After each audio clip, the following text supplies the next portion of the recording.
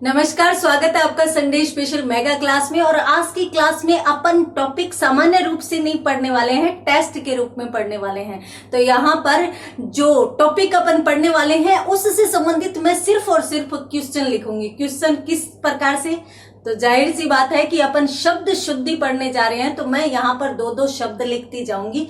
आपको स्वयं चयन करना है कि उसमें से सही कौन सा है। तो चलिए, समय खराब नहीं करते हुए अपन सीधा बढ़ते हैं अपने टॉपिक की तरफ और बढ़ाते हैं इस टॉपिक को आगे।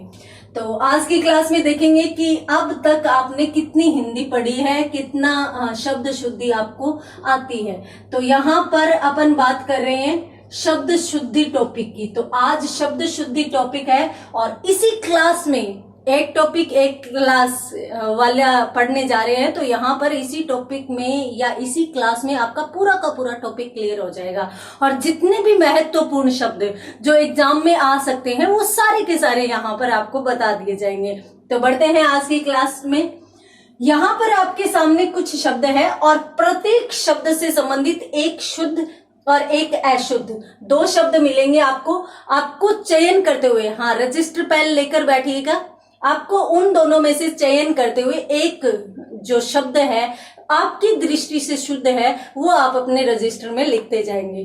तो चलते हैं। पहला शब्द है आपके सामने अनाधिकार। अंधिकार,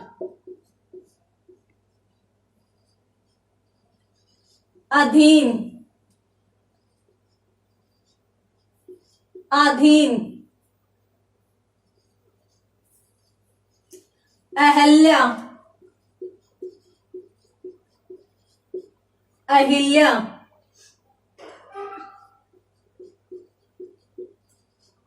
दुरावस्था, दुर्वस्था,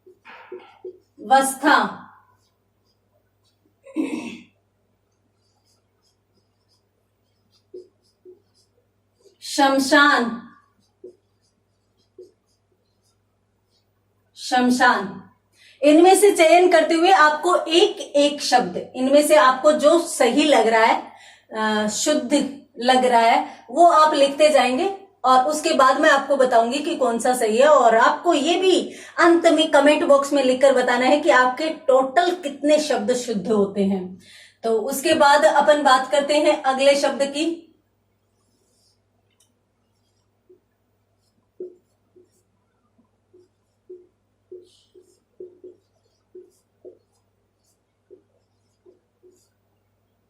उसके बाद आपके सामने शब्द है दुगुनी, दुगुनी।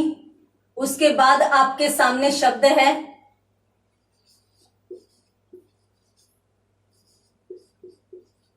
युधिष्ठिर,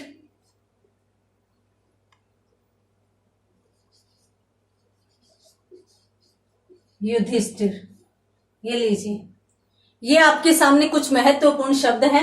इनमें से जो शुद्ध आपको लग रहे हैं वो सारे के सारे आप अपने रजिस्टर में लिख लीजिए और उसके बाद अपन देखेंगे कि आपके कितने सही हो रहे हैं। तो यहाँ पर आपको सिर्फ और सिर्फ शुद्ध शब्द है वो लिखने हैं।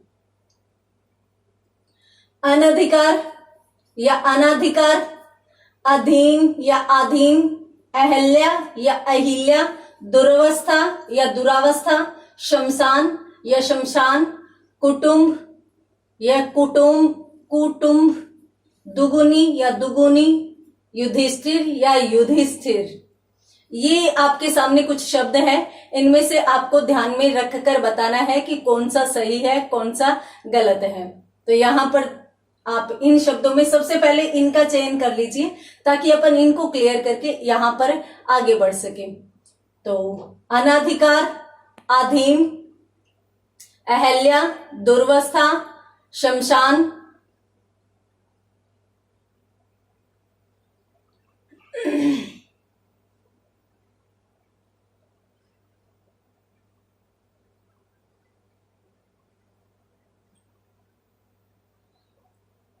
तो यहां पर देखते हैं, देखिए यहां पर जो शब्द होता है वो ये शुद्ध माना जाता है।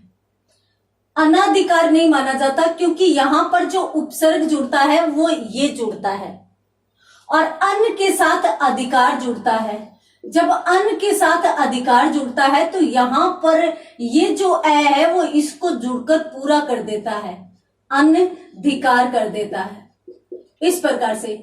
और यदि यहां पर ये पूरा न होता तो यहां पर भी ए स्वर होता, यहां पर भी ए स्वर होता, तो ए प्लस ए मिलकर क्या बनता, अनाधिकार बन जाता। परंतु यहां पर आधा न होने के कारण यहां पर जो शुद्ध माना जाएगा वो अनधिकार माना जाएगा। और दुख की बात यह है कि सभी के सभी अनधिकार नहीं अनाधिकार शुद्ध मानते हैं। उसके बाद अपन सामान्यतः क्या लिखते हैं कि वह उसके अधीन था। अधीन नहीं होता, अधीन शुद्ध होता है। शुद्ध जो शब्द है वो अधीन होता है। उसके बाद अपन गौतम ऋषि की पत्नी थी जिसका नाम था अहिल्या। सामान्यतः भगवान राम ने उनका उद्धार किया था, वो पत्थर की शाप के कारण है वो पत्थर की बन गई थी। तो उसे अपन क्या कह देते हैं, सामान्य आम बोलचाल में यूं कहा जाता है कि गौतम नार अहिल्या, परंतु जबकि शुद्ध होता है वो अहल्या होता है। तो यहां पर अहल्या शुद्ध माना जाएगा।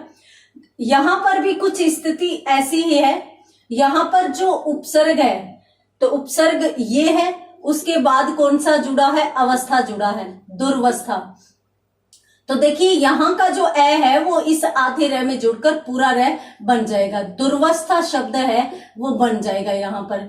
तो दुर्वस्था शुद्ध माना जाएगा, न कि दुरावस्था। वो की वो कंडीशन होगी, यहां पर यदि रे पूरा होता तो दुरावस्था हो सकता था, परंतु यहां पर रे पूरा नहीं है, यहां पर हलंत युक्त है। हलंत युक्त होने के कारण यहां पर दुर्वस्था शुद्ध माना जाएगा। उसके बाद इसलिए यहां पर कौन सा शुद्ध होगा, ये शब्द है वो शुद्ध माना जाएगा, दुर्वस्था शब्द शुद्ध माना जाएगा। उसके बाद शमशान की बात करें तो शमशान शुद्ध जो शब्द है वो ये होगा, यानी पहला श आधा आएगा और उसके बाद मशान आ जाएगा, तो ये शुद्ध माना जाएगा। अब आप इनमें से जो शुद्ध है वो यदि आपके सारे सही है तो बहुत अच्छी बात है, कमेंट बॉक्स में लिखकर बताइए। और यदि कोई भी गलत है तो आप इनमें से सही कर सकते हैं। यहां पर मैं कुछ और शब्द लिख देती हूं, तब तक आप उनका चयन करिए। तो यहां पर अपन जो शब्द देख रहे हैं उनमें यदि अपन आगे के शब्दों की बात करें तो एक शब्द है आपके सामने वापस या वापिस। उसके बाद गत्यावरोध, गत्यावरोध, गत्यावरोध, गत्यावरोध। और उसके बाद अगला शब्द है आपके सामने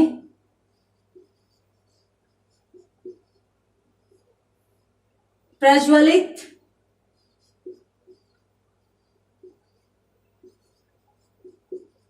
प्रज्वलित। उसके बाद आपके सामने शब्द है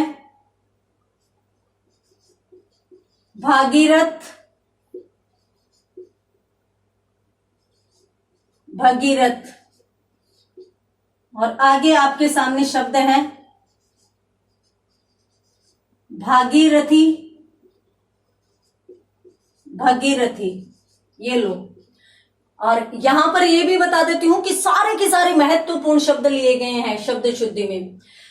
इनमें से लगभग शब्द आपको ऐसे मिलेंगे जो आरपीएससी में रिजर्व है और सामान्यतः उनमें से ही प्रश्न पूछ लिए जाते हैं। और ये भी विश्वास दिलाती हूं कि आज की क्लास में आपको इतने शब्द करवाए जाएंगे कि लगभग यदि आपने ये सारे कर लिए और सारे अच्छे से ध्यान में हैं तो शब्द शुद्धि से संबंधित कोई भी प्रश्न गलत नहीं होगा, क्योंकि आज की क्लास में अपन इतने ही शब्द करने वाले हैं, बहुत सारे शब्द करने वाले हैं। तो इनमें से आप चयन कीजिए। अगर उदर की बात करें तो देखिए जो शब्द होता है वो बड़ा दोनों ही नहीं आते, कुटुंब में दोनों छोटे आते हैं और ये आपका शुद्ध मान लिया जाएगा। यहां पर यदि अपन बात करें तो इसमें भी बड़ा कोई नहीं आता, दुगुनी ये शुद्ध मान लिया जाएगा, और युधिष्ठिर में भी ये शुद्ध मान लिया जाएगा, क्योंकि युधिष्ठिर में भी दोनों ही छोटी ई आती है और छोटा ही ऊ आता है। तो इस प्रकार से उनमें भी तीनों शब्दों में ये सही होगा। आप जल्दी से नोट कर लीजिए, उसके बाद बढ़ते हैं अपन अगले प्रश्नों की तरफ या अगले शब्दों की तरफ।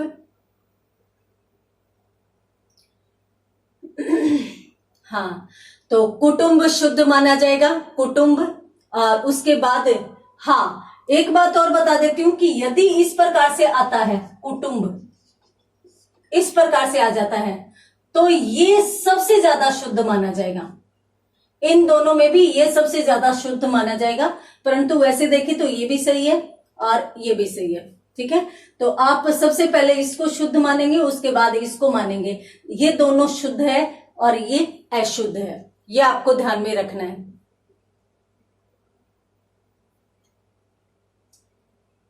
उसके बाद यदि अगले शब्दों की बात करें तो देखिए,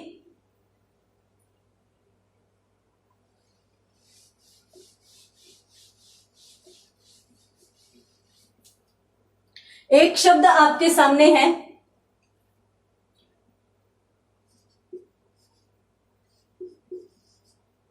द्वारिका। द्वारका। उसके बाद आपके सामने शब्द है उज्ज्वल। उज्ज्वल।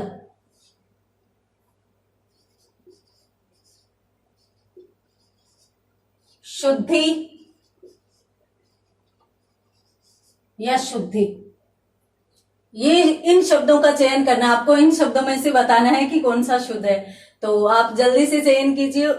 पहले इन शब्दों का देख लेते हैं अपन। इन शब्दों की यदि बात करें तो देखिए, वापस कोई शब्द नहीं होता, वापिस शुद्ध माना जाता है। और गत्यावरोध उसी प्रकार से जैसे अपनों ने अभी देखा, संधि के तहत यहां पर गति और अवरोध का मेल है। गति और अवरोध। यदि इसमें अपन बात करें तो देखिए, यहां पर ई के साथ अन्य स्वर आया है, और ई उ के साथ यदि अन्य स्वर आते हैं, असमान स्वर आते हैं, तो अपनों ने देखा था कि ई के साथ अन्य असमान स्वर आया तो ई इसमें बदल जाता है, ये इसमें बदल जाता है। तो अब जो शब्द बना, अब यहां से है वो ई, तो इसमें बदल गया, तो ये तय बच गया आधा, तय आधा बच गया, ऐसे बच गया, क्योंकि ई को तो अपनों ने यह बना दिया, यह बन गया। उसके बाद क्या है, अवरोध है, गत्य अवरोध है। तो ये शब्द बन गया, ये शब्द हमारे सामने आ गया। तो ये शब्द आ गया, तो अब अपन इसको कैसे लिख सकते हैं, गै आधा तय है तो ये लिख दिया, और उसके बाद ये जो अभी तक आधा था, ये भी आधा ही था, आधा बनता है हमेशा, तो इसको ये ए जुड़कर पूरा बना देगा, और शब्द क्या बन जाएगा, गत्यवरोध शब्द बन जाएगा। तो इसलिए गत्यवरोध शुद्ध माना जाएगा, न कि गत्यावरोध शुद्ध माना जाएगा। उसके बाद यदि अपन बात करें प्रज्वलित की, तो प्रज्वलित में एक ही जय आता है, और ये शब्द है वो शुद्ध माना जाएगा प्रज्वलित में। उसके बाद यदि भागीरथ और भगीरथ की बात करें, तो यहां पर मैं आपको बता देती हूं कि सामान्यतः जो भगीरथ शब्द है वो शुद्ध माना जाता है, और भागीरथी शुद्ध माना जाता है। अब ये क्यों माना जाता है, इसकी यदि बात करें तो जल्दी से एक बार नोट कीजिए, फिर अपन इसकी बात करते हैं। इन शब्दों की अपन एक ही साइड लिखेंगे, दूसरी साइड अपन क्लियर करेंगे चीजें। यहां पर मैं आपको बता देती हूं पहले कि द्वारिका शुद्ध न होकर कौन सा शब्द शुद्ध होता है, द्वारका शुद्ध होता है। उज्ज्वल में दोनों जय आधे आते हैं, याद रखना, ये दोनों ही आजकल आरपीएससी में रिजर्व हो चुके हैं, और दोनों में से ये पहले बहुत आता था और आजकल ये शब्द भी आ रहा है। शुद्धि में छोटी ई की मात्रा आती है और ये शुद्ध माना जाएगा। तो जल्दी से नोट कीजिए, उसके बाद अपन देखते हैं आगे की चीजें, या इस जो भगीरथ और भागीरथी है उसको अपन क्लियर करते हैं प्रत्ययों के माध्यम से कि क्या हो सकता है, कैसे ये भगीरथ का भागीरथी बन जाता है। जब शुद्ध भगीरथ होता है तो ई प्रत्यय लगने से कैसे भागीरथी बन जाता है, वो चीज अपन देखेंगे। तो पहले आप उसमें ये नोट करिए, उसके बाद अपन आगे देखते हैं।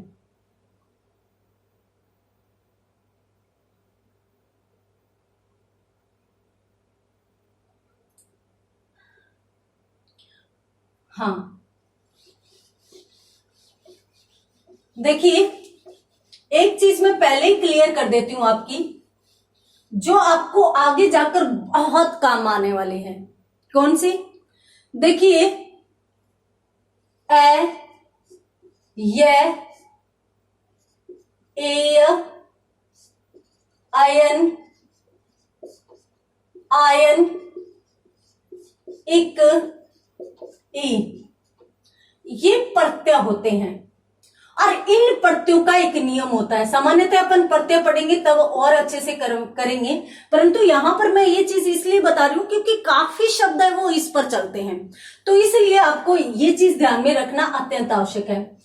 ये प्रत्यय यदि आ जाए, यानी किसी भी मूल शब्द के साथ इनमें से कोई भी प्रत्यय जुड़े तो परिवर्तन कहां होता है? ये तो अंत में जुड़ ही जाएंगे, जैसे कि जैसे जुड़ जाएंगे। परिवर्तन जो होगा वो मूल शब्द में होगा, और मूल शब्द में भी क्या होगा? मूल शब्द में आदि वृद्धि होगी, आदि वृद्धि होगी। अर्थात आदि का मतलब होता है प्रारंभ, यानी प्रारंभ में वृद्धि होगी, और प्रारंभ में वृद्धि होगी मतलब परिवर्तन होगा। तो प्रारंभ में परिवर्तन किस प्रकार से होगा?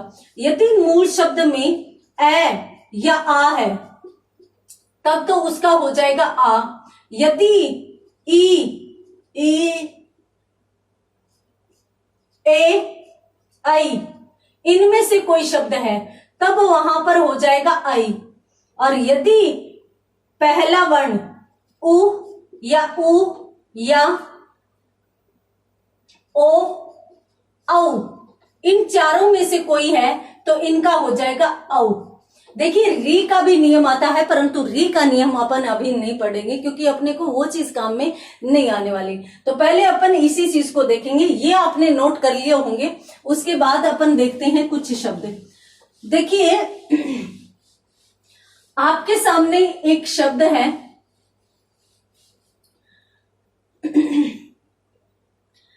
वेद, और इसके साथ मैंने एक प्रत्यय जोड़ दिया, वेद के साथ एक प्रत्यय जोड़ा।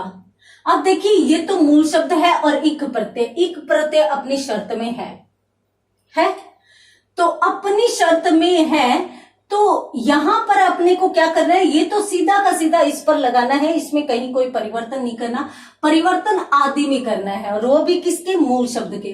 तो यहां पर जो वह है इसमें अपन परिवर्तन करेंगे, और इसमें क्या परिवर्तन करेंगे? देखिए एक की मात्रा है, ये मात्रा है, तो इसमें क्या परिवर्तन करना है यहां पर देख लेते हैं। ए ये रहा, तो ए किसमें बदलेगा? आई में बदलेगा, यानी वह पर अपने को कौन सी मात्रा लगानी है? आई की मात्रा लगानी है। और उसके बाद द में ई जोड़ा, दी कर, ये शब्द है वो शुद्ध मान लिया जाएगा। ठीक है, उसी प्रकार से एक शब्द है समाज के साथ इक प्रत्यय जोड़ो। अब समाज के साथ यदि अपन एक प्रत्यय जोड़ते हैं तो समाज मूल शब्द है, एक प्रत्यय हमारी शर्त में है। अब एक प्रत्यय हमारी शर्त में है तो हम क्या करेंगे? अब यहां पर परिवर्तन करेंगे, आदि वृद्धि करेंगे। अब यहां पे कौन सा स्वर है? ए है, तो ए किस में बनता है? आ में बनता है। तो अपने को यहां पर स का क्या कर देना है? सा कर देना है। सा मा और जय पर छोटी ई की मात्रा लगी, जिक, ये शब्द बन जाएगा। ये आपके देखे हुए शब्द हैं। एक देखे हुए शब्द की और बात करें तो नीति, नीति के साथ अपनों ने इक प्रत्यय जोड़ा। ठीक है, तो यहां पर देखिए इक प्रत्यय हमारी शर्त में है और इक प्रत्यय जुड़ेगा तो यहां परिवर्तन होगा। अब यहां पर कौन सा है? बड़ा ई है, तो बड़ा ई देख लीजिए, बड़ा ई ये रहा, और बड़ा ई भी किस में बदलता है? आई में बदलता है। तो अपनों ने नए के साथ कौन सी मात्रा लगा दी? आई की, और शब्द क्या बन गया? तिक, नैतिक। एक चीज और भी बता देती हूं कि जब भी प्रत्यय जुड़ते हैं तो यहां की मात्रा गायब हो जाती है। ये मात्रा लग जाती है। अब यदि ये मात्रा गायब नहीं हो तो यहां पर भी ई है, आगे भी ई है, ये बड़ा ई नहीं हो जाएगा, बड़ा ई हो जाएगा, परंतु ये बड़ा ई न होकर ये सिर्फ और सिर्फ छोटा ही रहता है। तो छोटा ही रहता है तो इसका मतलब क्या हुआ, इसका मतलब ये हुआ कि प्रत्ययों में यहाँ की मात्रा, जो मूल शब्द की मात्रा है, वो समाप्त होकर और ये आ जाती है। इस शब्द को यदि अपन और देखें तो एक शब्द है कवि जोड़ ये शब्द है। तो यहां पर देखिए कि कवि और यह है, तो यहां पर यह प्रत्यय भी प्रत्यय हमारी शर्त में है, तो अपने को यहां पर क्या परिवर्तन करना होगा, यहाँ पे ए को आ में बदलना होगा। तो अपनों ने का कर दिया। अब वह है, वह की मात्रा अपनों ने गायब कर दी, आधा बचा और आगे ये का ये रह गया, तो शब्द क्या बन गया, काव्य रह गया। तो इस प्रकार से भी शब्द बनते हैं। अब आपको महत्वपूर्ण शब्द जहां पर आप गलती करते हैं, गलती कहां करते हैं, देखिए गलती आप यहां करते हैं कि मान लीजिए आपके सामने एक शब्द है, कौन सा, राजनीति जोड़ इक। अब ये है, अब याद रखना कि अपन नीति के साथ नहीं जोड़ रहे, राजनीति के साथ जोड़ रहे हैं। और एक प्रत्यय के नियम में ऐसा कहीं भी नहीं है कि आपको बीच में परिवर्तन करना है, आपको सिर्फ और सिर्फ अंत में परिवर्तन करना है। तो आपको एक प्रत्यय क्या कर रहा है कि आदि में वृद्धि करनी है, आदि में वृद्धि करनी है मतलब आ में परिवर्तन करना है। तो आ किस में रह जाता है, आ में ही रह जाता है। तो राजनीति में ये जो के त्यों रहेगा, ये मात्रा हटकर और ये लग जाएगी। शब्द शुद्ध कौन सा होगा, राजनीतिक होगा। जबकि अपन गलती क्या करते हैं, राजनैतिक करते हैं, जबकि राजनीतिक कोई शब्द ही नहीं होता। तो इसलिए यहाँ पर जो शुद्ध माना जाता है वो राजनीतिक माना जाता है, न कि राजनीतिक। इस प्रकार से गलतियां हो जाती है।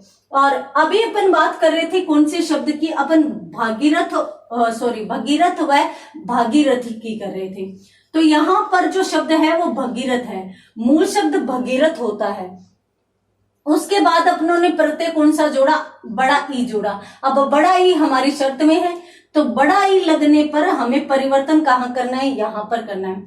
तो यहां पर जो ए है, ए किस में बदलना है, आ में बदलना है। तो भय का क्या हो गया, भा हो गया, और गी रे और थ के अंदर बड़ी ई लग गई, भागीरथी, ये शब्द बन जाता है। यानी मूल शब्द भगीरथ होता है और भगीरथ के साथ ई प्रत्यय जुड़कर क्या बन जाता है, भागीरथी बन जाता है। तो उम्मीद करती हूँ कि आपको ये चीज अच्छे से समझ में आ गई होगी।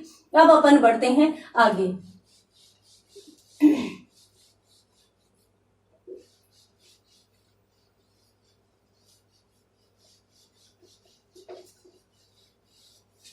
अगला जो शब्द है आपके सामने वो ये है प्रदर्शनी, प्रदर्शिनी,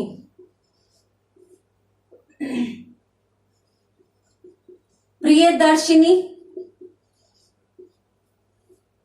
प्रियदर्शिनी, प्रिय दर्शनी,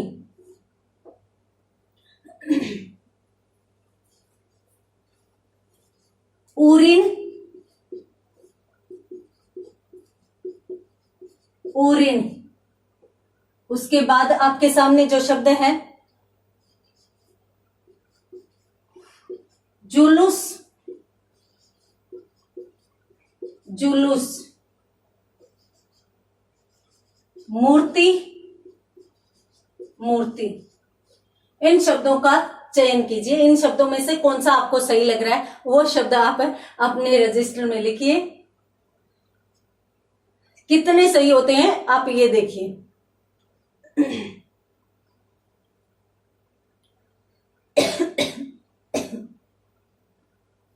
यहां पर आपको चयन करना है कि आपके कितने शब्द हैं वो सही हो रहे हैं। यहां पर सभी शब्दों को ध्यान से देखिए और ध्यान से देखते हुए आप बताइए कि आपके कितने शब्द यहां पर सही हो रहे हैं।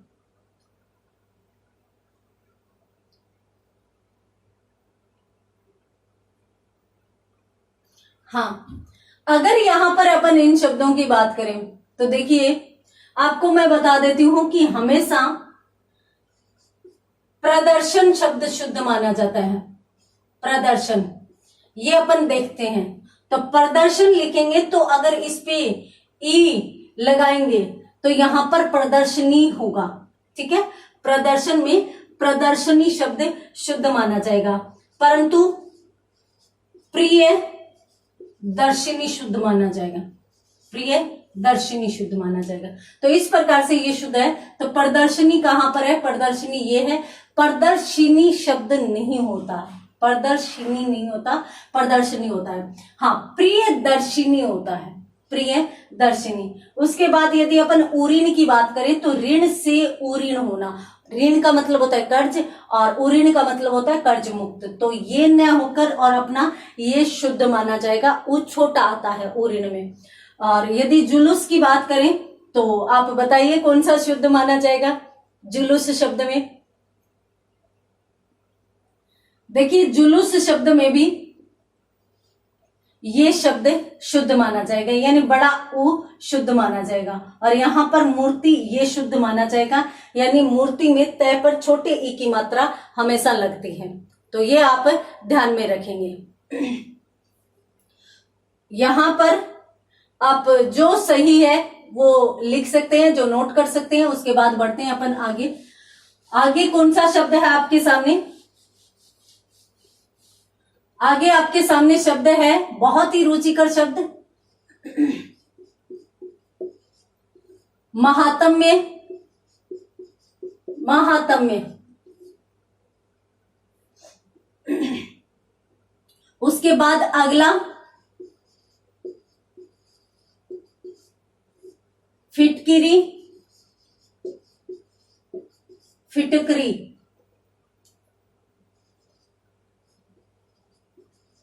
कुमुदिनी, कुमुदिनी। जल में बसे कुमुदिनी, चंदा बसे आकाश।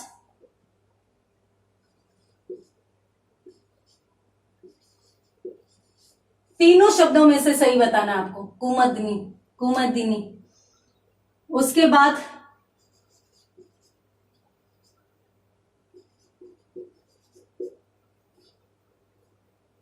विपन्ना, विपन्नवस्था, विपन्नावस्था।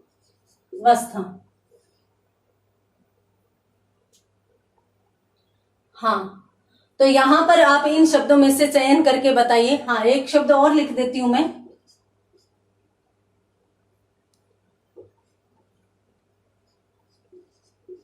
अंत्याक्षरी,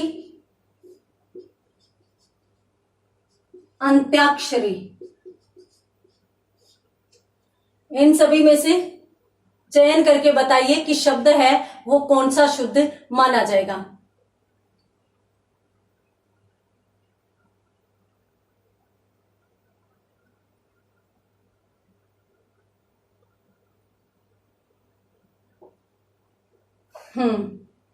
कौन सा शुद्ध माना जाएगा? ध्यान से देखकर और समझकर आप बताइए।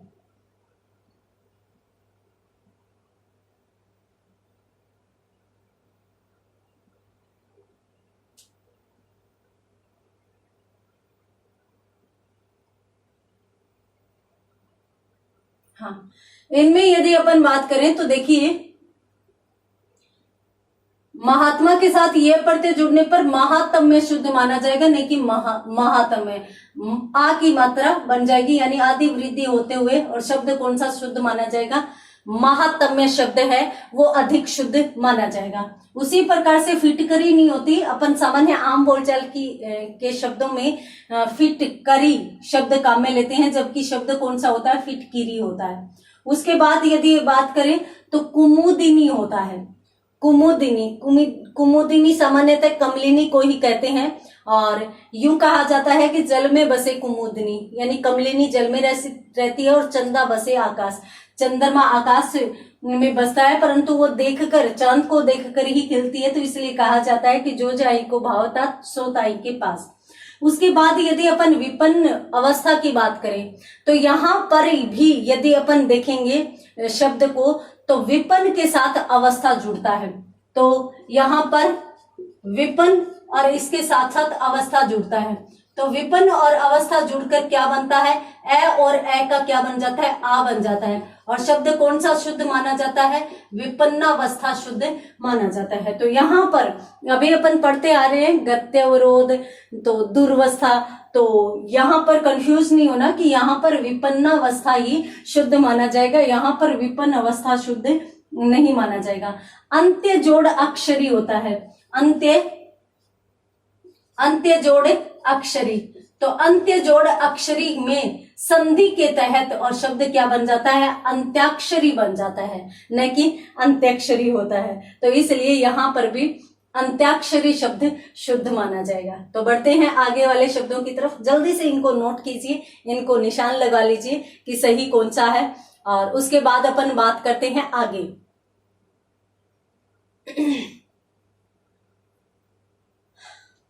आगे वाले शब्द क्या कह रहे हैं, बहुत ही रुचिकर आने वाले हैं आगे वाले भी।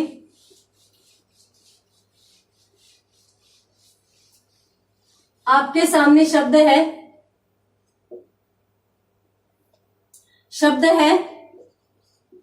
सदृश्य, सदृश,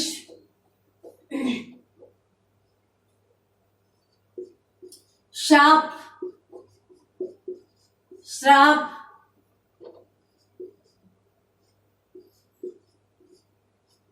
स्रोत,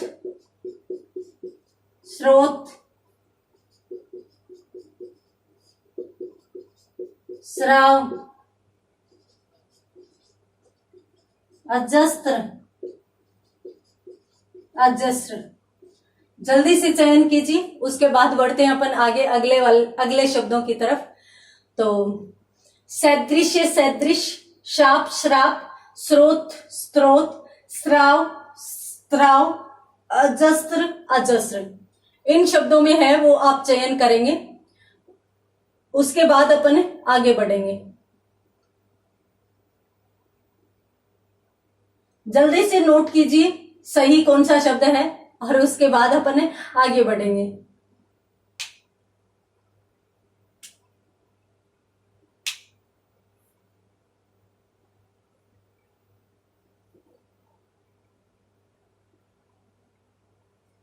हाँ, तो यहां पर अपन देख लेते हैं, मैं आपको बता देती हूं कि सदृश्य नहीं होता, सदृश होता है, और सदृश का मतलब होता है समानता, समानता उसके सदृश कोई नहीं है, तो ये शुद्ध हो जाएगा।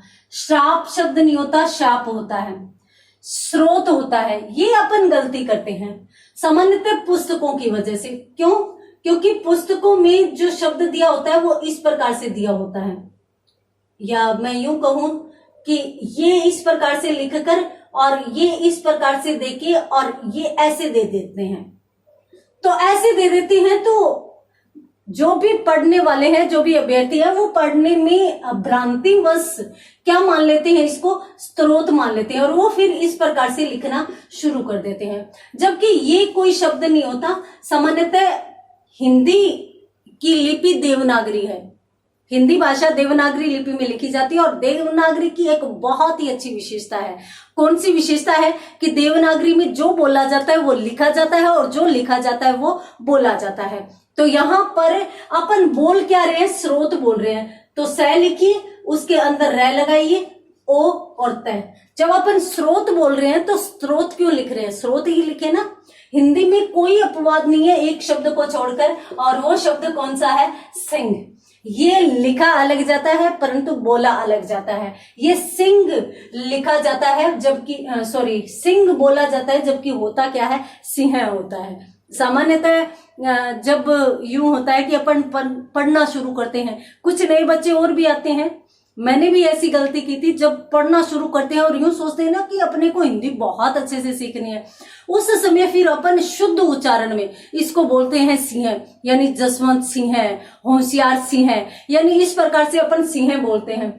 परंतु बाद में जब हिंदी अच्छे से पढ़ते हैं तब पता चलता है कि ये हिंदी का अपवाद है। सिर्फ इसके अलावा जो बोला जाता है वो लिखा जाता है, जो लिखा जाता है वही बोला जाता है। तो यहाँ पर स्रोत है शुद्ध माना जाएगा, और यहाँ पर स्राव, जैसे मान लो कहीं भी झरने से जो पानी बहता है उसके लिए भी जल का स्राव अपन बोल सकते हैं। अजस्त्र का मतलब होता है निरंतर बहना, तो यहाँ पर भी अजस्र माना जाएगा, न कि अजस्त्र माना जाएगा। जल्दी से नोट कीजिए, उसके बाद बढ़ते हैं अगले शब्दों की तरफ, अगले भी और ही रुचिकर। और यहाँ पर मैं बता देती हूँ कि शाप शब्द जो है वो अत्यंत महत्वपूर्ण है वर्तमान एग्जाम की दृष्टि से। तो शाप शब्द को आप हमेशा याद रखिए, हालांकि ये अलग सा शब्द है, अच्छे से याद भी हो जाता है। हाँ, अब बढ़ते हैं अपन अगले शब्दों की तरफ। तो अगले शब्द क्या कहते हैं, पूछ लेते हैं उन्हीं से। आपके सामने शब्द है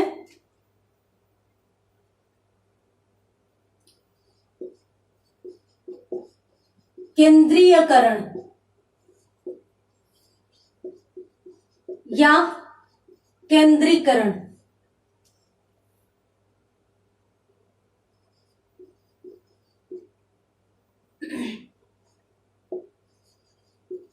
उच्छृंखल या उच्छृंखल।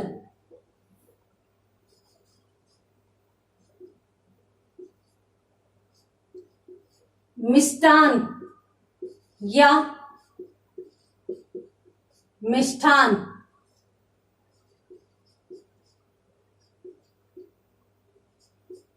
ज्योत्सना या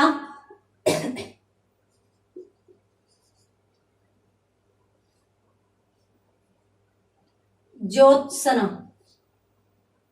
इन शब्दों में देखिए आप, इसके साथ साथ एक शब्द और भी लिख देती हूं मैं, उपलक्ष।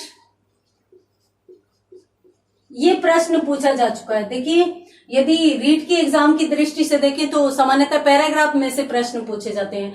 तो पैराग्राफ में इस प्रकार के शब्द आते हैं कि इस उपलक्ष्य में, उपरोक्त, उपर्युक्त, इस प्रकार के शब्द आते हैं। तो इनमें अक्सर पूछ लिया जाता है। उपलक्ष्य भी पूछा जा चुका है, उपर्युक्त में भी शुद्ध कौन सा है वो भी पूछा जा चुका है।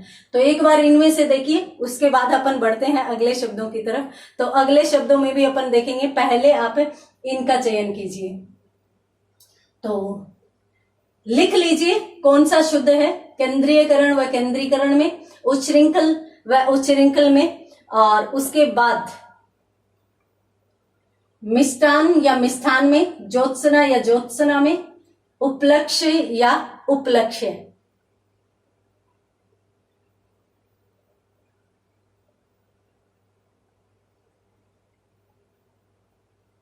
हाँ, तो अब अपन देखते हैं कि इनमें शुद्ध है वो कौन सा माना जाएगा। तो सबसे पहली बात तो केंद्रीयकरण नहीं होता, केंद्रीकरण होता है। उच्छृंखल में आधा च आता है, और छ के ये शब्द जो होता है वो उद जोड़ श्रृंखल के नाम से, श्रृंखल के योग से बनता है। तो ये संधि के तहत इसमें द का च बन जाता है, और छ का ये छ का नियम है जो अपनों ने संधि में पढ़ा था। और जिसने भी संधि नहीं पढ़ी है वो पीछे जाकर संधि की अपनी मेगा क्लास में, एक टॉपिक एक क्लास वाली संधि में अपन आप क्लियर कर लीजिए। तो यहाँ पर उच्छृंखल होगा। मिष्टान अत्यंत महत्वपूर्ण शब्द। अपन मिठाई करते हैं तो मिष्ठान ही करते हैं, और दुख की बात तो ये है कि जो मिठाई की दुकानें हैं उनके आगे तो भी मिष्ठान भंडार लिखा होता है, कभी भी मिष्ठान भंडार नहीं होता। तो इसलिए प्रचलन में तो ये है, परंतु ये प्रचलन में शब्द होने के कारण भी गलत है, होने के बाद भी गलत है। शुद्ध कौन सा है, ये ज्योत्सना में तय और स दोनों आते माने जाते हैं, तो ज्योत्सना शुद्ध माना जाएगा, और उपलक्ष्य शुद्ध माना जाएगा, उपलक्ष्य नहीं शुद्ध माना जाएगा। तो ये आपको ध्यान में रखना है, जल्दी से नोट कीजिए। उसके बाद बढ़ते हैं अपन अगले शब्दों की तरफ। अगले शब्द कौन कौन से हैं,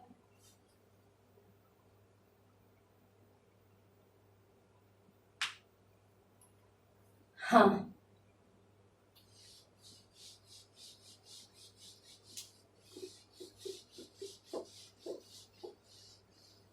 तो आपके सामने एक शब्द है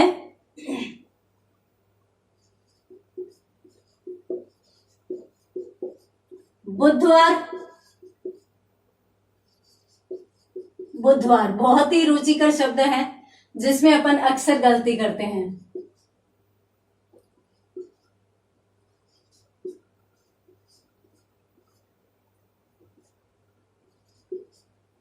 उसके बाद शब्द है अंतर्धान, अंतर्ध्यान। और उसके बाद यदि अपन आगे शब्दों की बात करें तो देखिए अत्यंत महत्वपूर्ण शब्द यदि अपन देखें तो शब्द है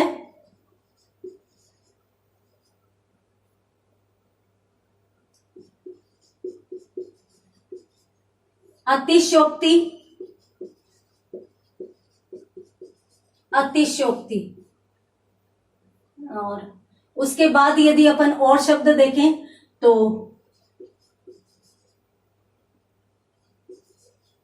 अति उक्ति या अत्युक्ति। और शब्दों की यदि बात करें तो देखिए आपके सामने एक शब्द है, अत्यंत महत्वपूर्ण शब्द है, शुश्रूषा, शुश्रूषा। हाँ, चयन कीजिए इन शब्दों में से। यहां पर ये तीनों ही शब्द है वो एग्जाम की दृष्टि से बहुत महत्वपूर्ण है, तो ध्यान से सोच समझ कर लिखिएगा अपनी पुस्तक में कि कौन सा ज्यादा शुद्ध माना जाएगा।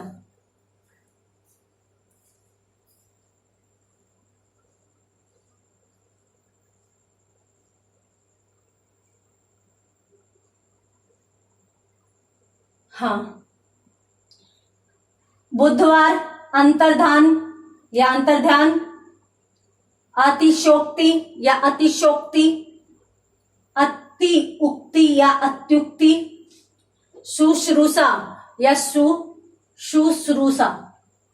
तो इसमें से कौन सा शब्द है वो अधिक शुद्ध माना जाएगा, ये आपको बताना है।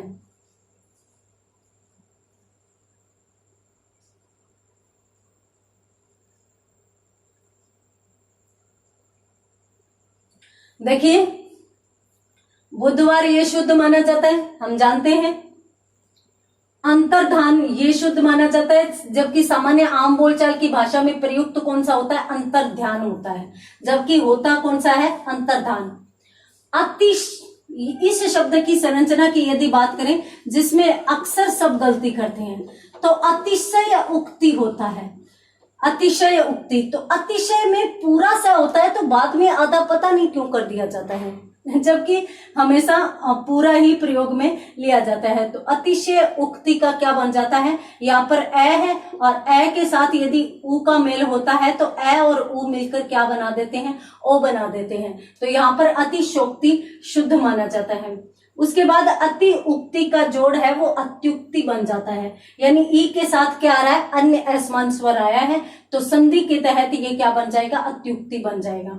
उसके बाद यदि अपन शुश्रूषा की बात करें तो शुश्रूषा में शब्द ये सही माना जाता है, तो जल्दी से नोट कीजिए। उसके बाद अपन बढ़ते हैं अगले शब्द की तरफ और अगला शब्द देखते हैं कि अगला शब्द क्या कहता है। हाँ, जल्दी से नोट कीजिए। उसके बाद अपन देखते हैं अगला शब्द।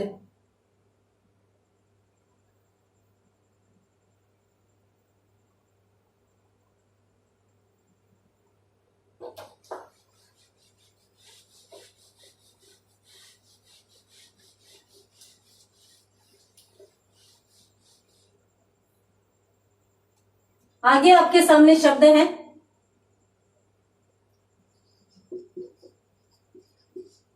चार दीवारी, चार दीवारी या चार दीवारी। तीन शब्द आपको तीनों में से चयन करना है। अगला स्तनपान या स्तन्यपान।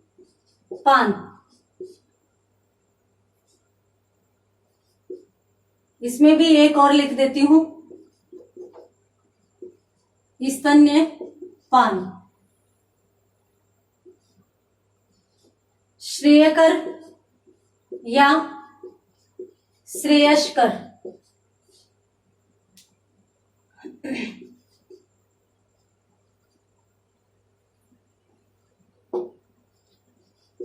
ब्रह्मा या ब्रह्मा, चिन्ह या चिन्ह। हाँ, तो इनमें से आप चयन करेंगे कि कौन सा शुद्ध माना जाएगा। चार दीवारी में से, चार दीवारी में से, चार दीवारी में से, तीनों में से कौन सा शुद्ध? स्तन्यपान, स्तनपान या स्तन्यपान में से कौन सा शुद्ध? श्रेयकर या श्रेयस्कर, ब्रह्मा या ब्रह्मा, चिन्ह या चिन्ह। कौन सा शुद्ध यहां पर माना जाएगा वो आप बताएंगे।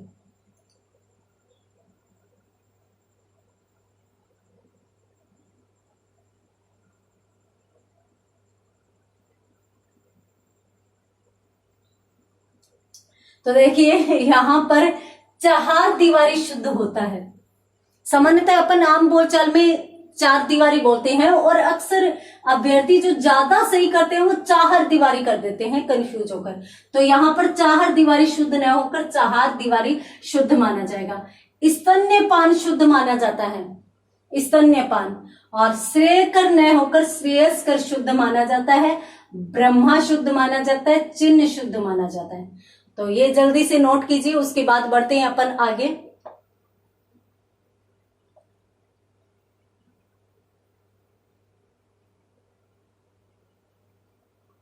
आगे क्या कहता है, कौन सा शब्द आता है, तो वो देखते हैं।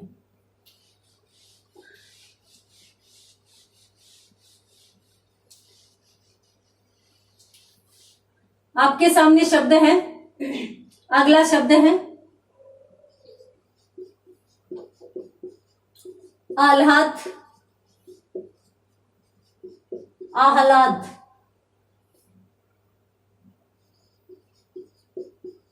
नीरावलंब, नीरावलंब।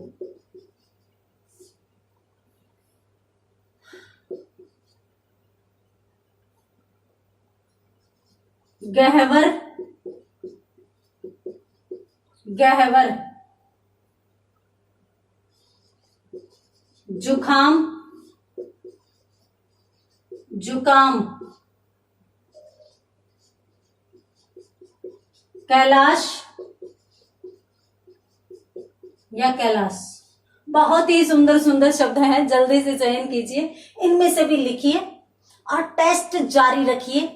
देखते हैं आपके कितने सही हो पाते हैं, कितने शुद्ध हो पाते हैं। अंत में जाकर अपन रिजल्ट भी निकालने वाले हैं, सभी से कमेंट लेंगे कि कौन किसके कितने सही माने गए। तो यहाँ पर अंत में अपन कमेंट लेने वाले हैं, तो जल्दी से आप इनमें से चयन कीजिए कि कितना किसके कितने सही होने वाले हैं।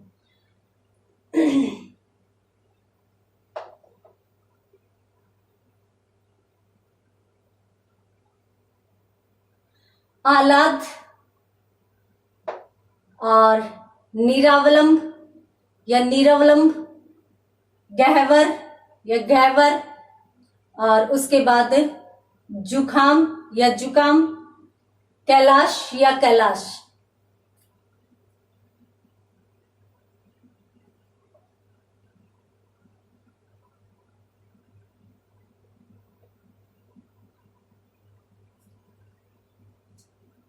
हाँ, तो इनमें यदि अपन बात करें तो आह्लाद नहीं होता, आह्लाद होता है। आह्लाद शब्द शुद्ध माना जाता है। नीरावलंब नहीं होता, वही बात है, यहां पर भी उपसर्ग की स्थिति रहती है, नीर के साथ अवलंब होता है। तो नीर के साथ अवलंब जुड़ा तो यहाँ पर ये है, इसको पूरा बना देता है, यानी नीरावलंब शुद्ध माना जाता है। गैवर में आधा है आता है, और जुखाम अपन बोलते ये है, जबकि शुद्ध क्या होता है, जुकाम होता है। कैलाश अपन इस प्रकार से बोलते हैं, और सामान्यतः यदि किसी का नाम होता है ना तो अक्सर ये ही लिखा जाता है, परंतु कैलाश पर्वत की यदि बात करें तो कैलाश होता है, कैलाश नहीं होता। और यहाँ पर मैं आपको एक चीज बता देती हूँ कि सामान्यतः अक्सर यूं पूछा जाता है कि भाई ये नाम शुद्ध होगा या ये नाम शुद्ध होगा। तो यहाँ पर किसी भी नाम के लिए सभी स्वतंत्र होते हैं। नाम में शुद्धता अलग चीज होती है, परंतु नाम है वो कोई कुछ भी लिख सकता है। अपने नाम की मात्रा कोई किसी भी प्रकार से लगा सकता है, कभी भी गलत नहीं माना जाता, क्योंकि सामान्यतः हम अपने नाम के लिए स्वतंत्र होते हैं कि हम अपने नाम को किस प्रकार से रखना चाहते हैं।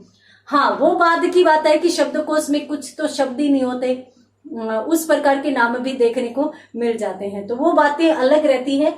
फिर भी मैं कहना चाहूंगी, ये नोट कर लीजिए, और नाम में सभी शुद्ध होते हैं, स्वतंत्र होते हैं, कोई भी अपना नाम किसी भी प्रकार से लिख सकता है।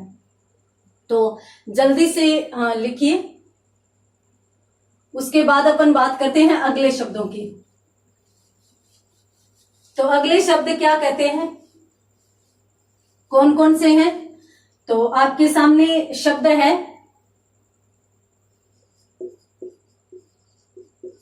पुरस्कार, पुरस्कार। इसके साथ आपके सामने शब्द है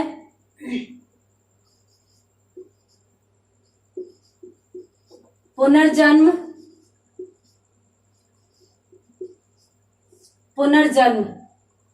उसके बाद आपके सामने शब्द है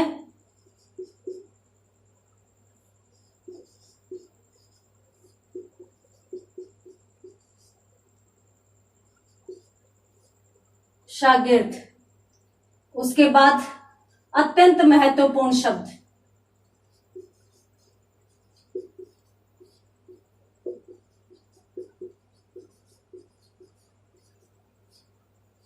आशीर्वाद। और फिर एक और महत्वपूर्ण शब्द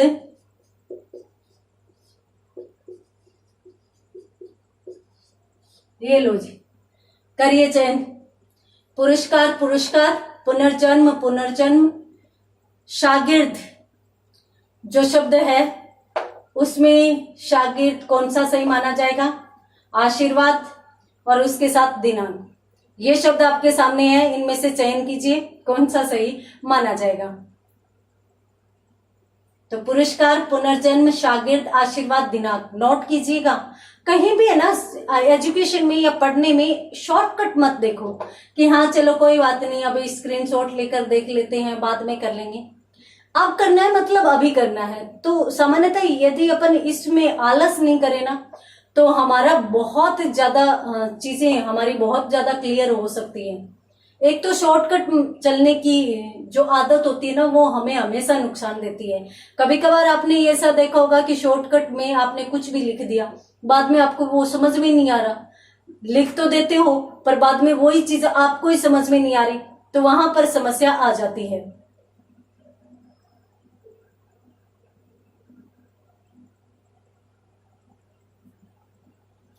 हाँ, तो यहां पर देखिए पुरस्कार जो शब्द है वो ये शुद्ध माना जाता है।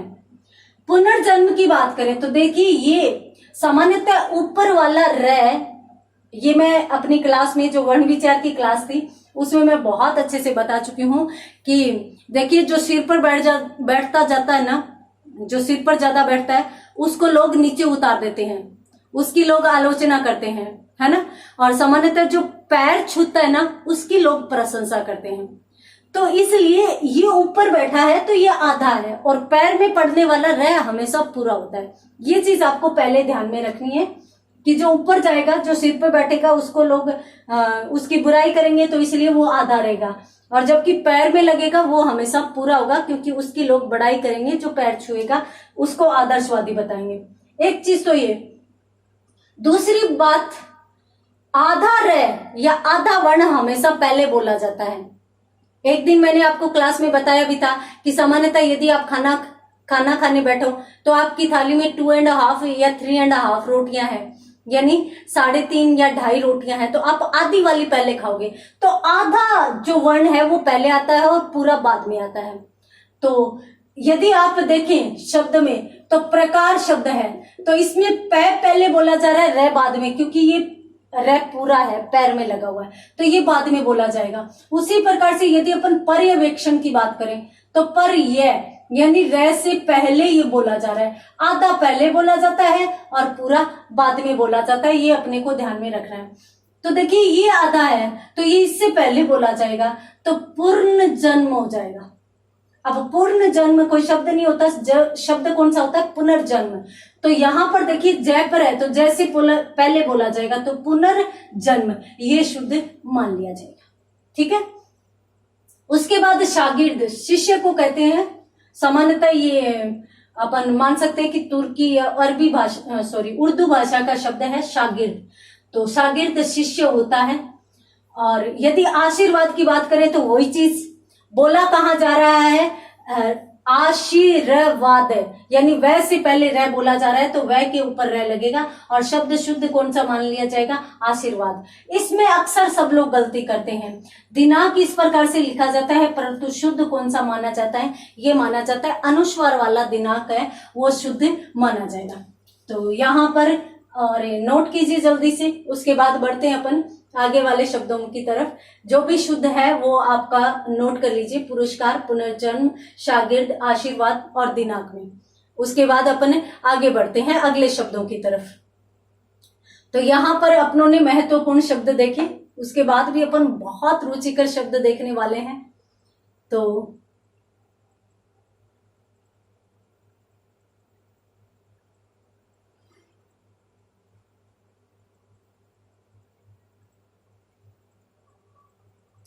हाँ, यहां पर जो शब्द है आपके सामने वो है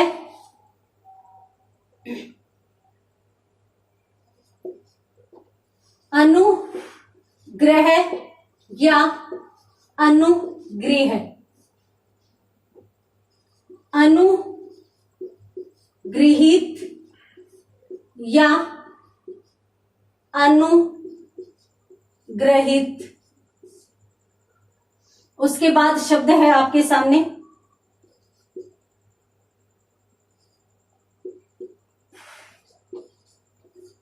वांग्मय या वांग्मय।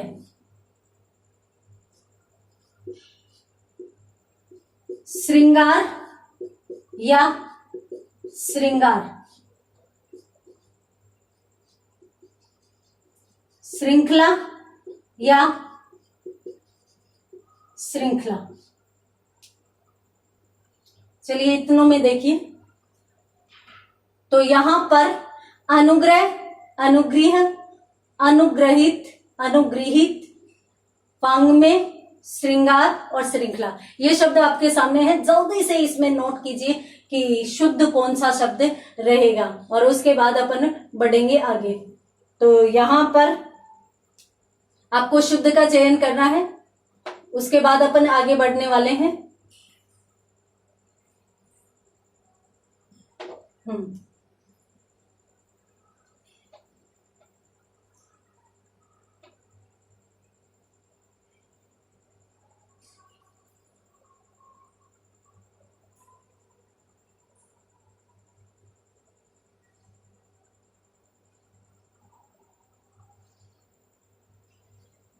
हाँ, अब अपन देखते हैं। देखिए, अनुग्रह का मतलब होता है कृपा। तो अनुग्रह शुद्ध माना जाता है, न कि अनुग्रह।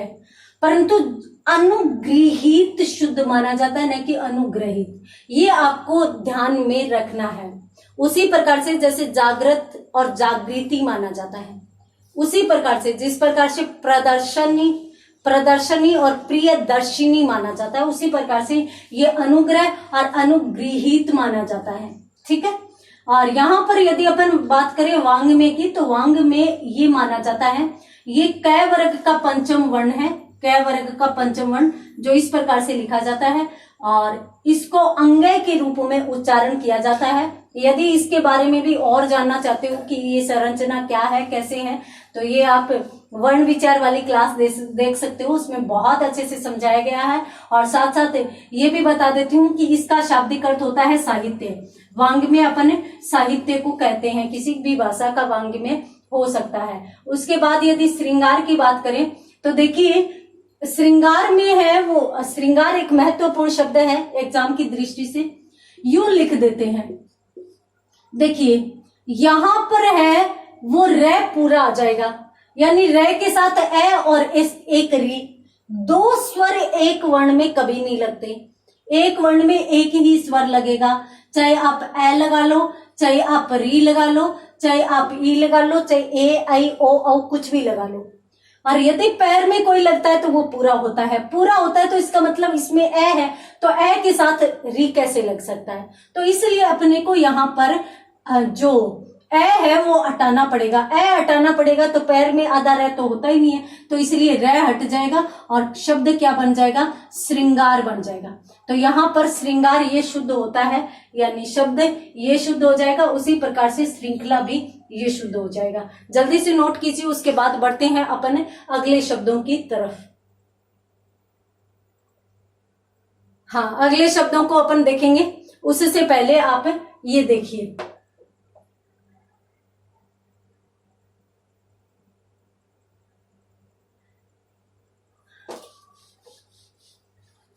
तो यहां पर आगे जो आपके सामने शब्द हैं वो इस प्रकार से हैं।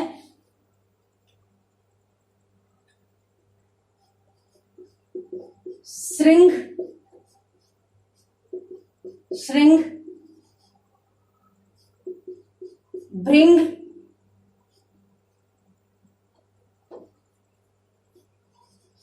भृंग, भृगु, भृगु,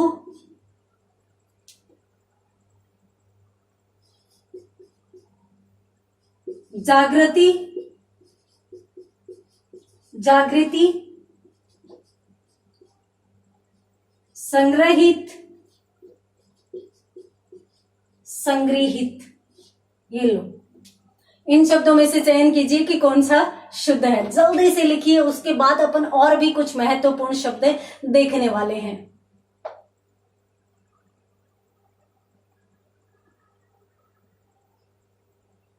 यहां पर यदि अपन संग्रहित देख रहे हैं तो ग्रहित या गृहित को भी देख लीजिए।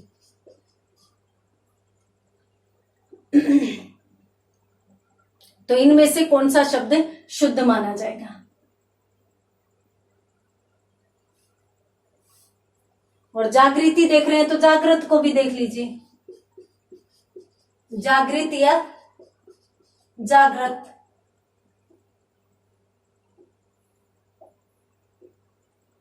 इन सभी शब्दों को ध्यान से देखिए और अपने नोट कीजिए कि कौन सा शब्द है वो शुद्ध माना जाएगा।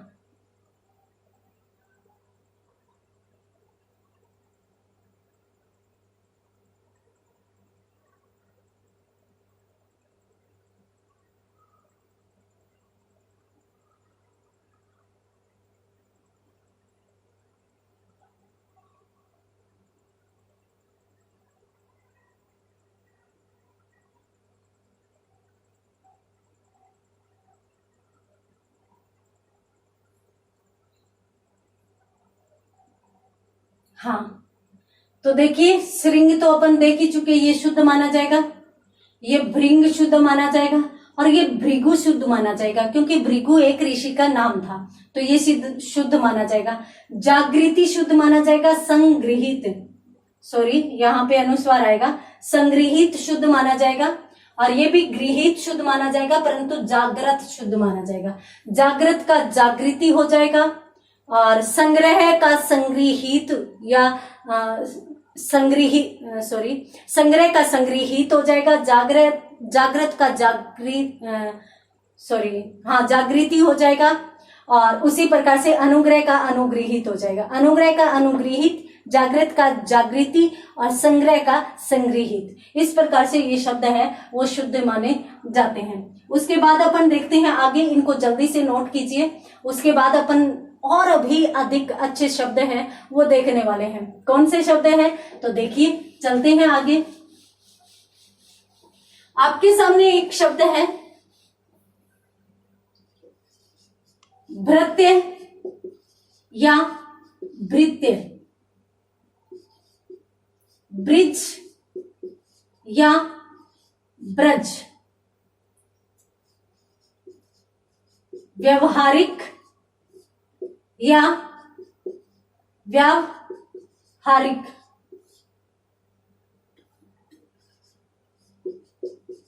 पौराणिक या पौराणिक या पौराणिक। और उसके बाद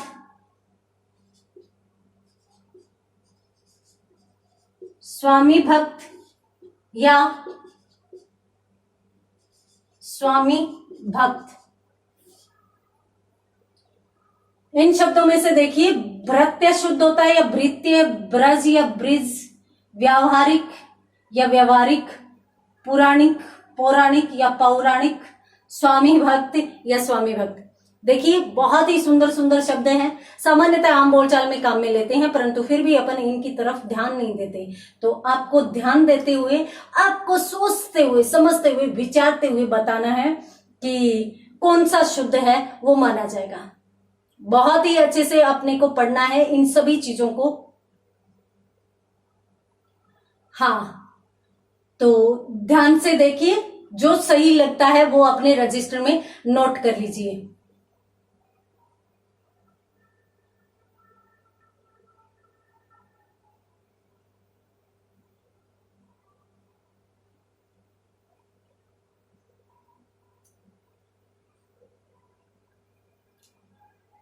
देखिए भृत्य शुद्ध होता है। भृत्य का शाब्दिक अर्थ होता है सेवक। सामान्यतः नौकर के लिए भी भृत्य काम में लिया जाता है, परंतु सेवक शब्द जो सेवा करने वाला है वो इसके संदर्भ में जाता है। तो भृत्य हो गया। ब्रिज भाषा नहीं होती, ब्रज भाषा होती है। ब्रज मंडल में भगवान कृष्ण का वास था और वहां की भाषा ब्रज होती है। अब यहाँ पर इक प्रत्यय काम कर रहा है, व्यवहार के साथ इक प्रत्यय जुड़ा तो व्यय किस में बदलेगा, व्या में बदलेगा। तो शब्द कौन सा हो जाएगा, व्यावहारिक शुद्ध माना जाएगा। वो का वो इक प्रत्यय यहां पर काम कर रहा है, पुराण के साथ इक प्रत्यय, तो उ, ओ और इसके साथ साथ औ, ये चारों किस में बदलते हैं, औ में बदलते हैं। ये चीज अपनों ने अभी देखी। तो यहाँ पर जो पुराण है उसमें कौन सा है, उ है, तो इसलिए उ का क्या बन जाएगा, औ बन जाएगा। तो पौराणिक शब्द शुद्ध माना जाएगा। और यदि स्वामी भक्त में देखें तो स्वामी भक्त ये शुद्ध माना जाएगा, यानी छोटी ई की मात्रा हो जाएगी, तो इसलिए ये शुद्ध माने जाएंगे। जल्दी से नोट कीजिए, उसके बाद अपन बढ़ते हैं अगले शब्दों की तरफ। अगले कुछ और महत्वपूर्ण शब्द भी अपन यहाँ पर देखने वाले हैं। तो यहां पर हो गया, उसके बाद अपन बात करते हैं आगे शब्दों की।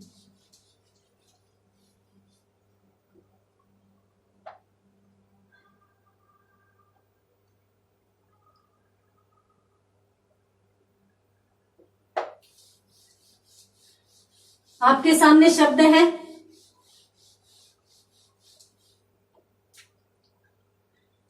देखिए, यौगिक,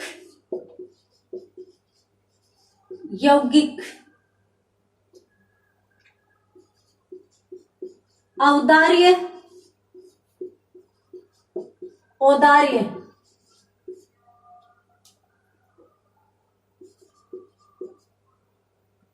निरपराधी,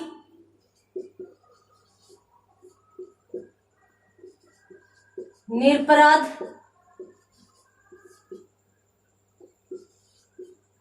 कृशांगी,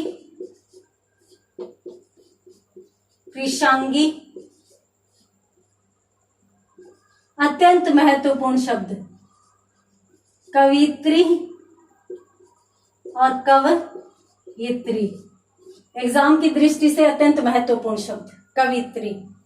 हाँ, तो जल्दी से इन शब्दों को भी अच्छे से देखिए और फिर इसमें से चयन कीजिए कि कौन सा शब्द है वो शुद्ध माना जाएगा।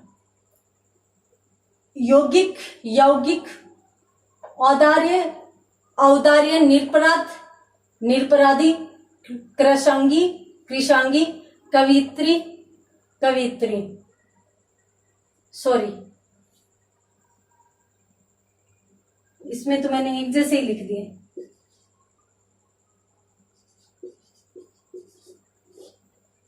कवयित्री, कवित्री। तो ये शब्द है आपके सामने।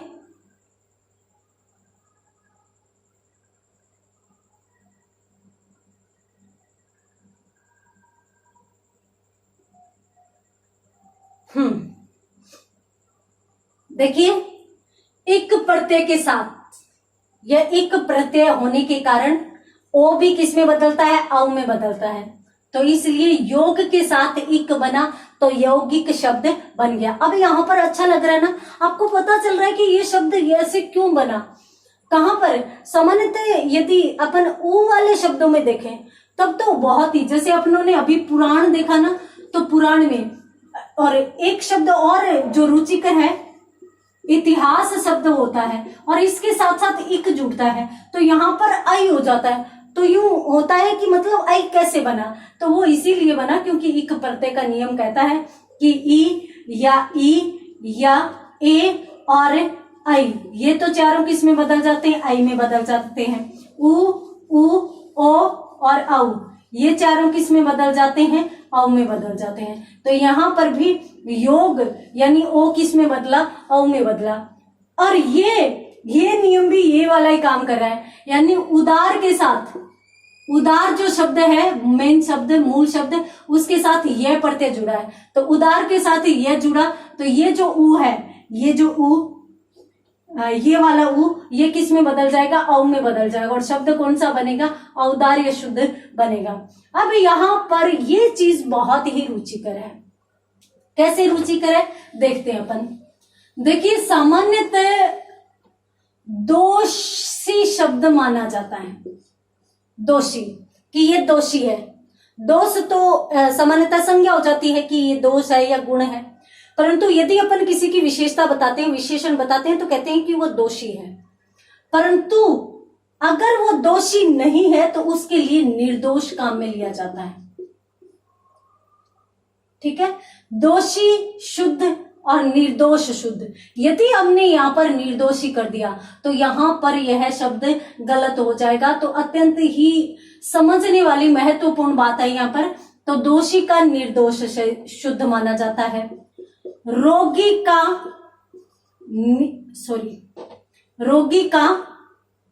निरोग शुद्ध माना जाता है। रोगी का निरोग, दोषी का निर्दोष, और उसी प्रकार से अपराधी जो शब्द है, अपराधी, उसका माना जाता है निरपराध। निरपराध शुद्ध माना जाता है, नहीं कि निरपराधी। ये आपको ध्यान में रखना है कि दोषी का निर्दोष, रोगी का निरोग और अपराधी का निरपराध, ये शब्द शुद्ध माने जाते हैं। तो यहाँ पर निरपराधी नहीं होगा, निरपराध शुद्ध माना जाएगा। जो कृश मतलब कमजोर शरीर का हो, दुबला पतला हो, तो उसे कृशांगी कहते हैं, यानी कृश अंगों वाला, कमजोर अंगों वाला कृशांगी हो जाता है। कवित्री ये शुद्ध माना ही जाता है, आप समझ ही गए होंगे, क्योंकि हाथ ही इस प्रकार से चला था कि दोनों के दोनों शुद्ध लिख दिए गए। तो जल्दी से स्क्रीनशॉट लीजिए और इसमें इन शब्दों को भी इनके साथ ही नोट कीजिए, ताकि आपको बाद में ये चीजें ध्यान में रहे। तो जल्दी से इनको नोट कीजिए, नोट करेंगे तो ज्यादा अच्छा रहेगा। वीडियो रोककर नोट भी कर सकते हैं, या स्क्रीनशॉट लेकर बाद में लिखना चाहते हैं तो भी आप स्वतंत्र है, कुछ भी किसी भी प्रकार से लिखिए, परंतु आपको समझ में आना चाहिए। और यहाँ पर मैं आपको बता देती हूँ कि आज ही निश्चय कर लीजिए कि अपन इतने अच्छे से शब्द शुद्धि को क्लियर करेंगे लिख लिख कर, कि इससे संबंधित किसी भी प्रकार का प्रश्न अपन गलत नहीं होने देंगे। तो ये आपको ध्यान में रखना है।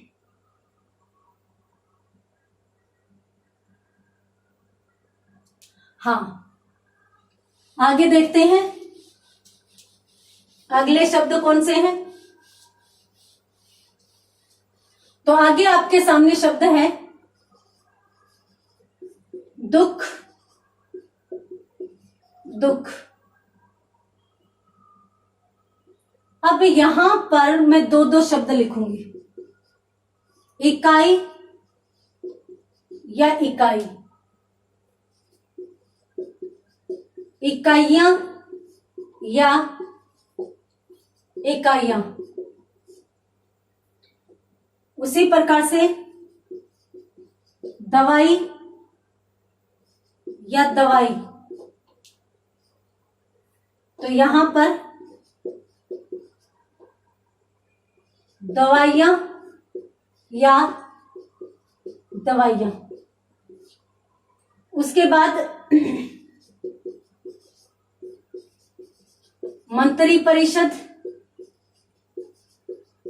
या मंत्रिपरिषद, विद्युत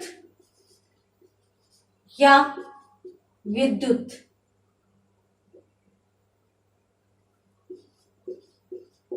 तड़ित या तड़ित,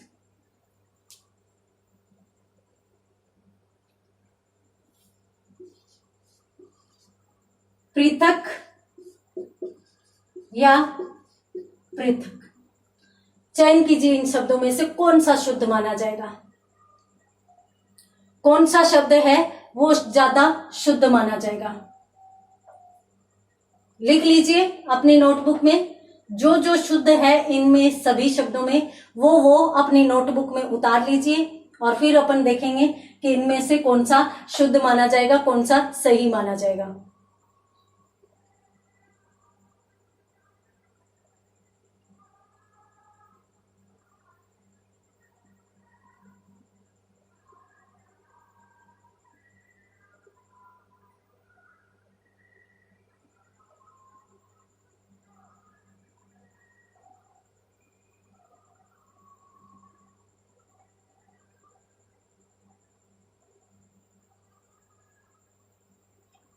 हाँ, तड़ित तड़ित, दुख दुख, पृथक पृथक, इकाइयां इकाइयां, दवाइयां दवाइयां, मंत्री परिषद मंत्री परिषद, विद्युत विद्युत।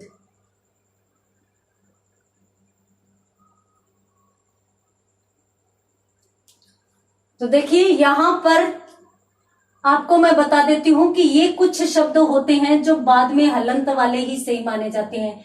तड़ित, पृथक, मंत्री परिषद, विद्युत विद्युत। यहां पर मैं एक शब्द और बता देती हूं, भाषाविद। ये जो ऐसे शब्द हैं जो सामान्यतः हलंत वाले ही सही माने जाते हैं, शुद्ध माने जाते हैं। उसके बाद यदि दुख की बात करें तो दुख हमेशा विसर्ग वाला सही माना जाएगा, यानी बीच में विसर्ग आएगी, दुख में ये शुद्ध माना जाएगा। उसके बाद यदि बात करें तो इकाई और दवाई, तो ये शुद्ध माना जाएगा, परंतु जैसे ही अपन यहाँ लगाएंगे तो ये छोटे हो जाएंगे, तो इकाइयां ये शुद्ध माना जाएगा, दवाइयां ये शुद्ध माना जाएगा। जल्दी से नोट कीजिए। उसके बाद अपन बढ़ते हैं अगले शब्दों की तरफ, महत्वपूर्ण शब्दों की तरफ। हाँ, जल्दी से नोट कीजिए। उसके बाद अपन बढ़ते हैं आगे अगले शब्दों की तरफ।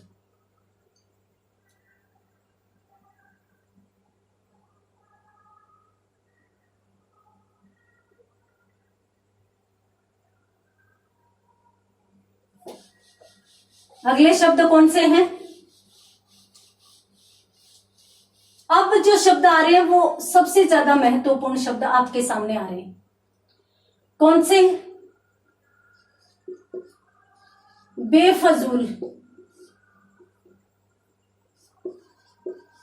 फजूल या फजूल।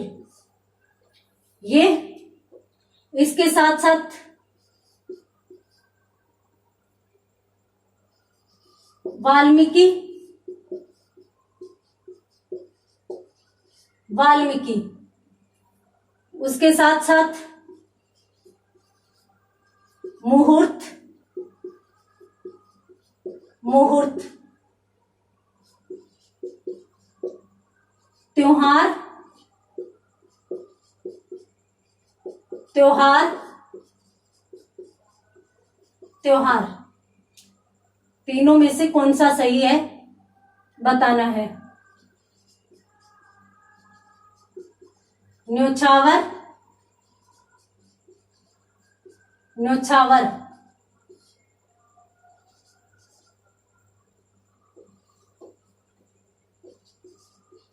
रचयिता,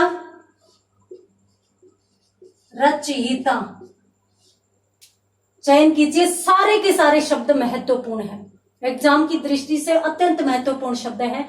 सभी में से चयन करके बताइए कि सभी में से ज्यादा शुद्ध है वो कौन सा शब्द है, या शुद्ध शब्द कौन सा है। अशुद्ध शब्दों को छोड़कर अपनी नोटबुक में लिख लीजिए।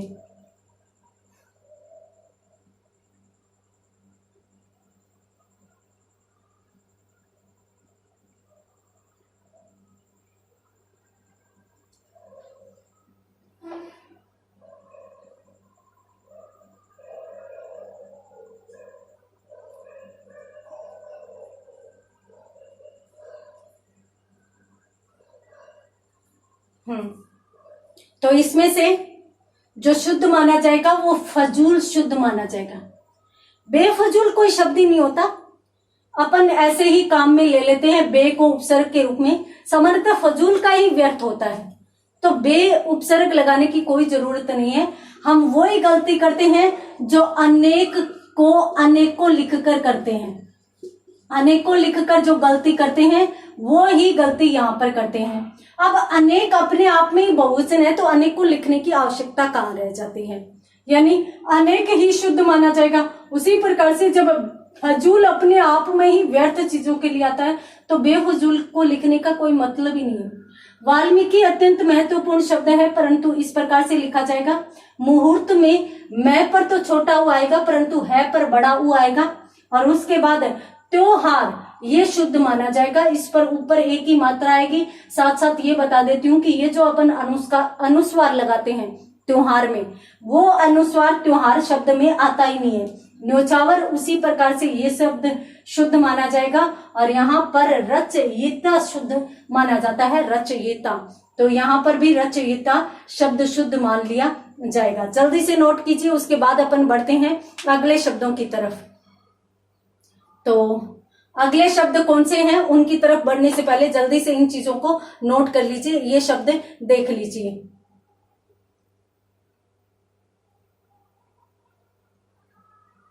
हाँ,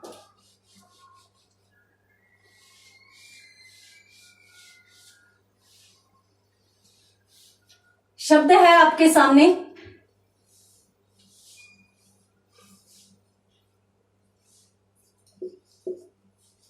कुतूहल या कुतूहल। कुतूहल हो गया। उसके बाद दधीची, एक ऋषि थे जिन्होंने अपनी हड्डियों का दान किया था वज्र बनाने के लिए। उसी प्रकार से वधु या वधु, बहु या बहु, बाहु या बाहु,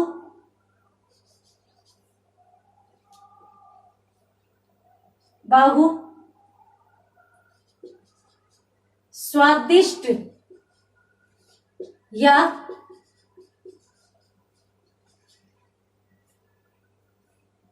स्वादिष्ट, दोबारा लिख देती हूं मैं, स्वादिष्ट या फिर स्वादिष्ट। चयन कीजिए इनमें से कौन सा शुद्ध माना जाएगा। कुतूहल, दधीची, वधु, बहु, बाहु, स्वादिष्ट। अत्यंत महत्वपूर्ण सुंदर शब्द है, समझने वाले शब्द हैं। कुतूहल, दधीची, वधु, बहु, बाहु, स्वादिष्ट। तो ये भी बहुत ही अच्छे शब्द हैं, इनको भी चयन कीजिए। हाँ, इनमें यदि अपन बात करें तो देखिए, कुतूहल कै पर तो छोटा हुआ आएगा, परंतु तय पर बड़ा हुआ आता है। दधीची इस प्रकार से शुद्ध माना जाएगा। औरतें हमेशा बड़ी होती है, यानी बड़ी मात्राएं आती है। वधु ले लो तो वधु में बड़ी होगी, बहू ले लो तो बहू में बड़ी होगी, पत्नी ले लो तो पत्नी में बड़ी होगी। तो ये चीज आपको ध्यान में रखनी है। हाँ, बाहु में छोटा ऊ है वो शुद्ध माना जाएगा, न कि बड़ा ऊ माना जाएगा। अब ये स्वादिष्ट जो शब्द है, इसमें आपने कौन सा सही किया है। हालांकि अपन अभी मिष्टान पढ़कर आए हैं। देखिए, मिष्टान में तो मिष्ट अन्न आ जाता है, परंतु यहाँ पर स्वाद इष्ट, यानी जो अपना इष्ट का मतलब प्रिय, जो अपने को प्रिय स्वाद है, उसे अपन कहते हैं स्वादिष्ट है, बहुत स्वादिष्ट है, बहुत अच्छा है। तो इसलिए यहाँ पर इष्ट जुड़ेगा और स्वादिष्ट शब्द है वो शुद्ध माना जाएगा। जल्दी से नोट कीजिए, उसके बाद अपन बढ़ते हैं आगे अगले शब्दों की तरफ।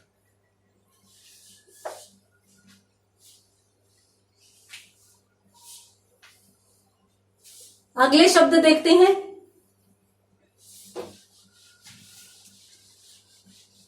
तो अगले शब्द कौन से हैं?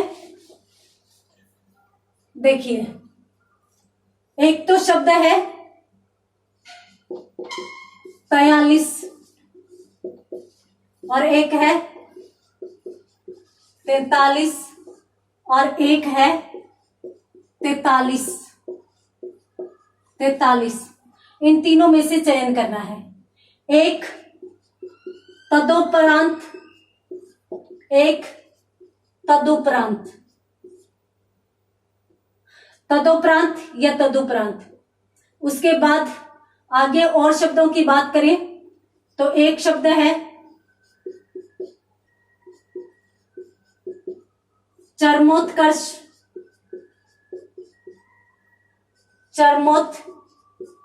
जो चरमोत्कर्ष और जो चरमोत्कर्ष है उनमें भी महत्वपूर्ण रूप से पूछ लिया जाता है। सुई या सुई या फिर सुई, सुई, इन तीनों शब्दों में चयन करना है। उसी प्रकार से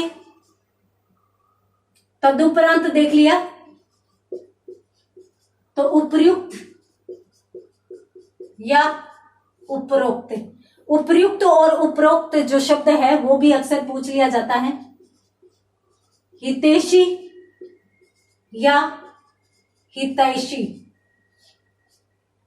चयन कीजिए, जल्दी से चयन कीजिए। उसके बाद बढ़ते हैं अपन अगले शब्दों की तरफ। तो 43 या 43 इनमें देखना है, तो इनमें से कौन सा शुद्ध माना जाएगा? 43 या 43 कौन सा शुद्ध माना जाएगा? उसके बाद चरमोत्कर्ष, तदुपरांत सुई,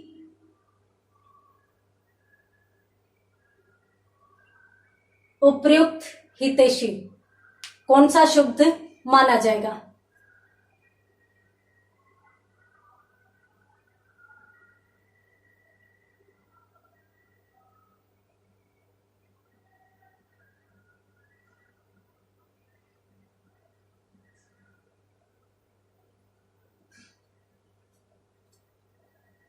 हाँ, 43 शुद्ध माना जाता है, तदुपरांत शुद्ध माना जाता है, चरमोत्कर्ष शुद्ध माना जाता है, सुई में दोनों बड़ी आती है, उपर्युक्त शुद्ध माना जाता है, हितैषी शुद्ध माना जाता है। जल्दी से स्क्रीनशॉट लीजिए, उसके बाद बढ़ते हैं अपन आगे। 43 तदुपरांत, चरमोत्कर्ष, सुई, उपर्युक्त और हितैषी।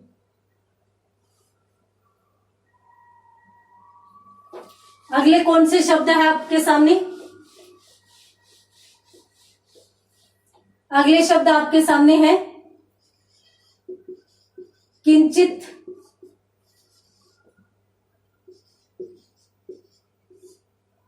किंचित, किरीट, किरीट, कार्पण्य,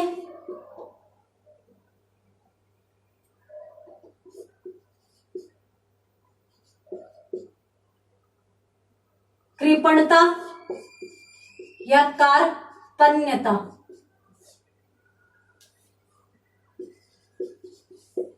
कौन्तेय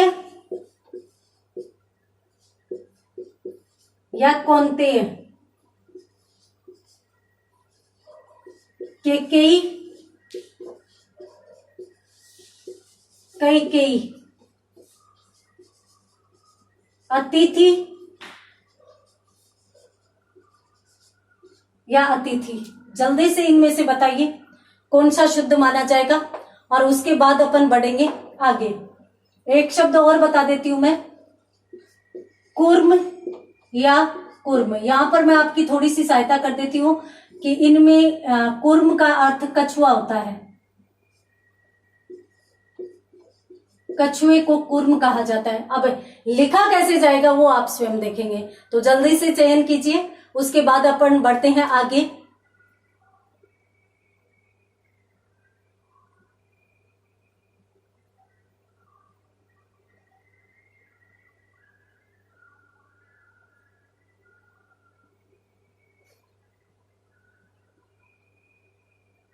हाँ, यहां पर देखिए किंचित ये शुद्ध माना जाएगा, किरीट ये शुद्ध माना जाएगा, जिसका अर्थ होता है मुकुट, मुकुट। कार्पण्य और कृपणता दोनों शुद्ध माना जाएगा, कार्पण्यता गलत माना जाएगा। कौन्तेय ये शुद्ध माना जाएगा, कई कई ये शुद्ध माना जाएगा। अतिथि, देखिए तिथि शब्द में हमेशा तिथि आ जाए चाहे अतिथि आ जाए, दोनों में ही दोनों छोटी ई आती है। और कुर्म में बड़ा ऊ आता है, जिसका अर्थ होता है कछुआ। तो जल्दी से स्क्रीनशॉट लीजिए, उसके बाद बढ़ते हैं अपन अगले शब्दों की तरफ।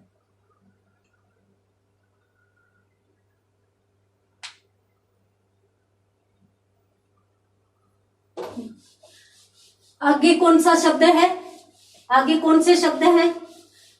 तो आगे शब्दों की यदि बात करें तो शब्द है अहोरात्रि या अहोरात्र, अन्विति या अन्विति, अष्टावक्र या अष्टावर्क,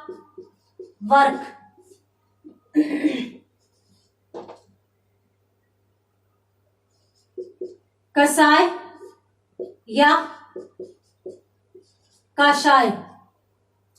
उसके बाद अगर अपन और शब्दों की बात करें तो विद्यार्थी या विद्यार्थी, विद्यार्थी गण या फिर विद्यार्थी गण। जल्दी से चयन कीजिए, जल्दी से देखिए कि इन शब्दों में कौन सा शुद्ध माना जाएगा। तो आपको यहां पर ये चीज मैं बता देती हूं कि अष्टावक्र एक ऋषि का नाम था, ऋषि को का नाम था अष्टावक्र। अब कौन सा शुद्ध है आप स्वयं देखेंगे। उसके बाद यदि अपन अन्विति की बात करें, अहोरात्र की बात करें, यहां पर मैं दो शब्द और लिख देती हूं, इनका भी चयन कीजिए। अधिशासी या अधिशासी। अत्यंत महत्वपूर्ण शब्द अभयारण्य या अभयारण्य। जल्दी से इन शब्दों में से चयन कीजिए कि कौन सा शब्द शुद्ध माना जाएगा। अहोरात्र, अन्विति, अष्टावक्र, कषाय या काशाय, कसाय या काशाय, विद्यार्थी, विद्यार्थीगण, अधिशासी और अभयारण्य। इनमें से कौन सा शुद्ध माना जाएगा।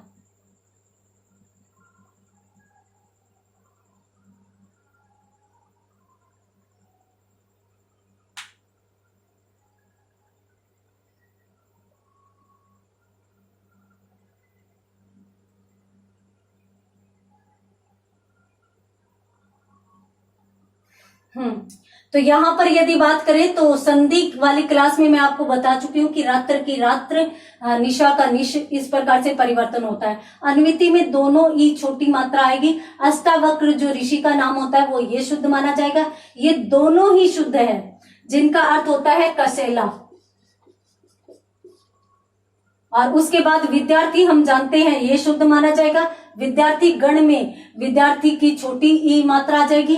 अधिशासी ये होगा शासन के कारण, यहां पर ये दो से आ रहे हैं तो यहां पर भी ये दोनों से आएंगे। और अभयारण्य जो शब्द है उसमें ए प्लस भय प्लस अरण्य, इन शब्दों का मेल है।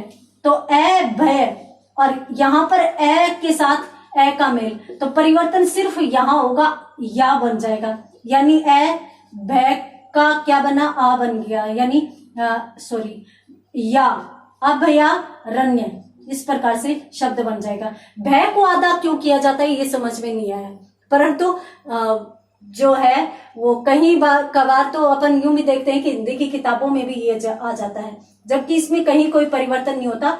भय अभयारण्य कहाँ होता है? अरण्य का मतलब होता है जंगल, और अभय बिना भय के मतलब स्वतंत्र विचरण करने का स्थान जो होता है उसे ही अपन क्या कहते हैं? अभयारण्य कहते हैं। तो इसलिए यहाँ पर भय मूल शब्द है जिसको अपन आधा नहीं करेंगे, ये पूरा शुद्ध माना जाएगा। और यहाँ पर मैं एक बात और बता देती हूँ, आधा और पूरे की जब बात आ गई है कि मुस्कान शब्द सदैव इस प्रकार से लिखा जाता है, जबकि इस प्रकार का कोई शब्द ही नहीं होता। इसमें भी मुस्कान शब्द इस प्रकार से शुद्ध माना जाता है, यानी स पूरा लिखा जाता है। कभी भी आधा स आता ही नहीं है, परंतु लिख दिया जाता है। तो ये चीज भी आप ध्यान रखेंगे। मुस्कान और अभयारण्य, जल्दी से आप स्क्रीनशॉट लीजिए, उसके बाद बढ़ते हैं अपन अगले शब्दों की तरफ, अगले महत्वपूर्ण शब्दों की तरफ।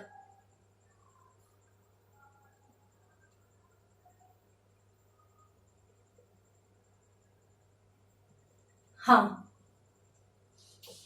आगे अपन देखते हैं और शब्द। तो देखिए आपके सामने एक शब्द है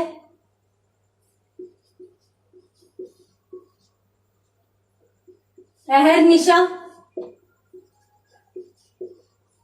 अहर्निश,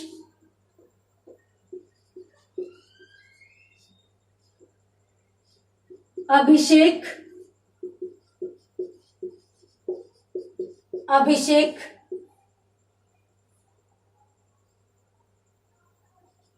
अभिषेक, अप्राण, अपराहन,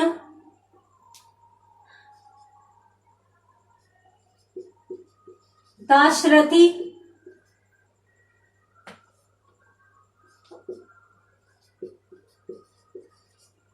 दाशरथी। और यदि अपन इससे संबंधित और शब्दों की बात करें तो एक शब्द आता है विजिगिसा, विजिगिसा। विजिगिसा जो शब्द है वो अत्यंत महत्वपूर्ण माना जाता है। सन्यासी, सन्यासी, जल्दी से चयन कीजिए, ये भी महत्वपूर्ण शब्द है, इनका भी जल्दी से चयन कीजिए। और जब अहर्निशा और अहर्निश की बात करें तो अहोरात्र व अहोरात्रि अपन देख चुके हैं, तो उसी प्रकार से इनको शुद्ध कर दिया जाएगा। तो जल्दी से चयन कीजिए, उसके बाद अपन बात करेंगे अगले शब्दों की तरफ। यहां पर मैं 2 शब्द और लिख देती हूं।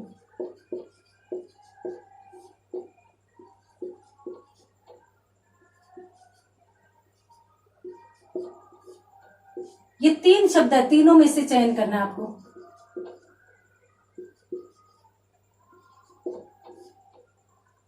इसी प्रकार से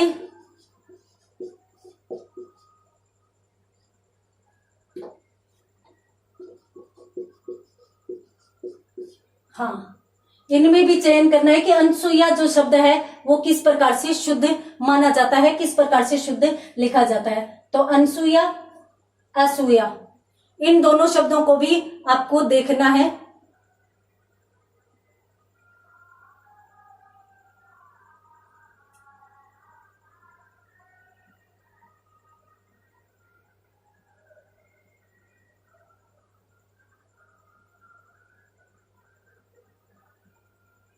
हाँ, देखिए ये जो शब्द है इसमें अपन जानते हैं कि अहर्निशा का क्या हो जाता है? अहर्निश हो जाता है। अभिषेक इस प्रकार से लिखा जाता है, ये भी संधि के तहत बनने वाला शब्द है। मूर्धन्य वर्णों की संधि का नियम इसमें चलता है।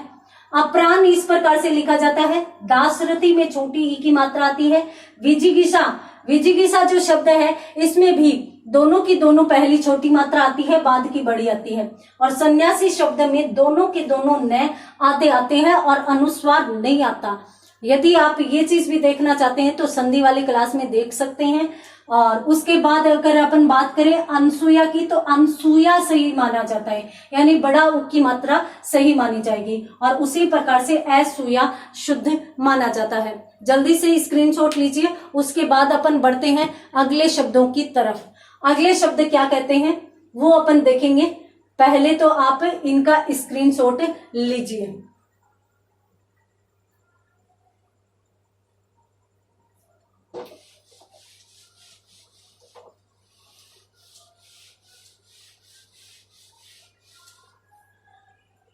अत्यंत महत्वपूर्ण शब्द आपके सामने है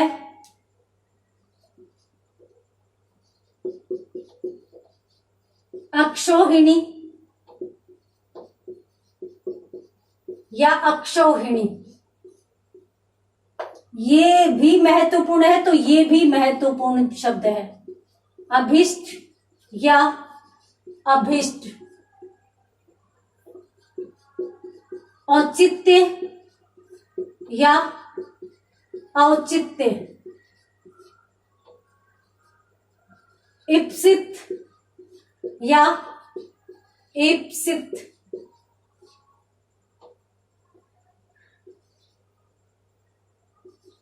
कनिनिका या कनिनिका।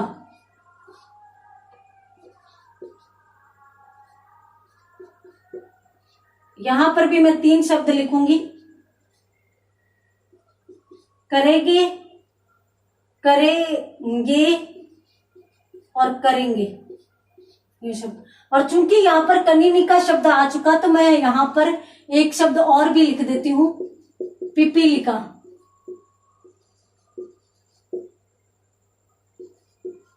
पिपीलिका।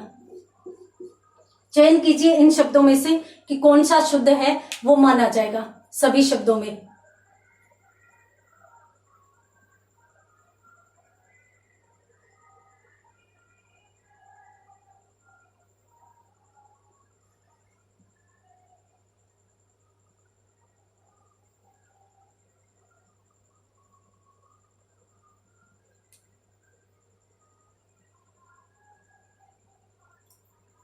अक्षौहिणी, अभीष्ट, औचित्य, ईप्सित, कनिनिका, करेंगे, पिपीलिका।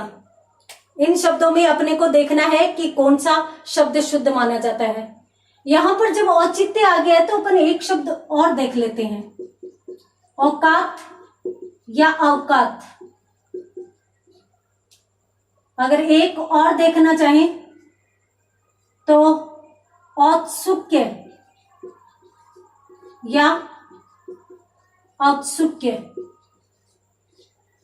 इनमें भी आप चयन कीजिए कि कौन सा शुद्ध है वो माना जाएगा।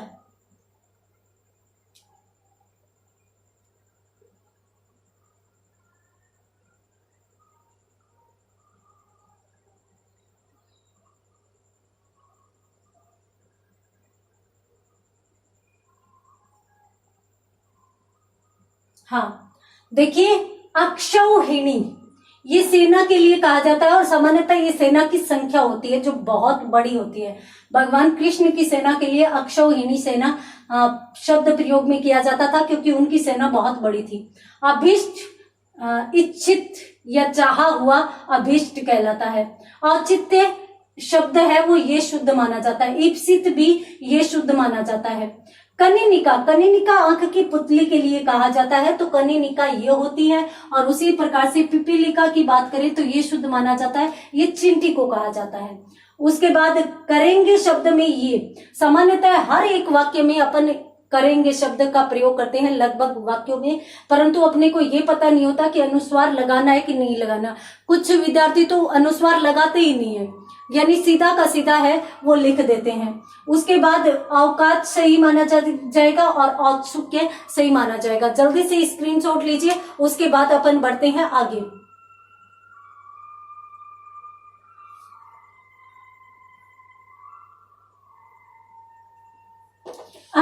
अगले वाक्य कौन से हैं देखेंगे अपन।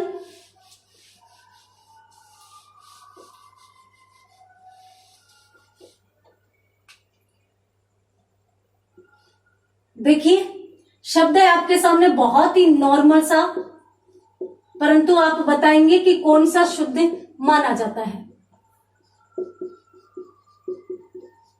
गणमान्य या गण्यमान्य।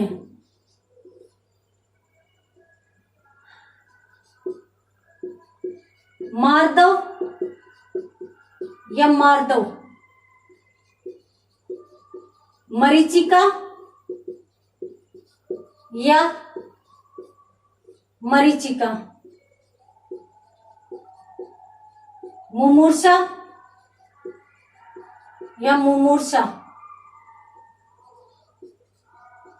कौवा या कौवा। जल्दी से इन शब्दों में चयन कीजिए कि कौन सा शब्द है वो शुद्ध माना जाएगा। आपको मैं यहां पर एक बात बता देती हूं, मार्दव जो शब्द है वो कोमलता के लिए काम में लिया जाता है। अब आप स्वयं चयन करेंगे कि मार्दव जो है वो, और ये मृग मरीचिका आप जानते ही हैं, जो मरीचिका मृग की तृष्णा जो होती है उसके लिए मृग मरीचिका कहा जाता है। और जो मुमूर्षा शब्द होता है वो भी अपन जानते हैं कि मरने की इच्छा, और जो अभी अपनों ने विजिगीषा देखा था वो विजय प्राप्त करने की इच्छा थी, तो मरने की जो इच्छा है वो क्या कहलाती है, मुमूर्षा कहलाती है। अब आप चयन करेंगे कि कौन सा शब्द शुद्ध माना जाएगा, कौन सा शब्द अशुद्ध माना जाएगा। और यहां पर मैं एक चीज और भी लिख देती हूं, जब कौवा शब्द आ गया तो एक शब्द और भी आता है, गवैया या गवैया। इन शब्दों में से भी आपको एक का चयन करना है कि कौन सा शुद्ध है वो माना जाएगा।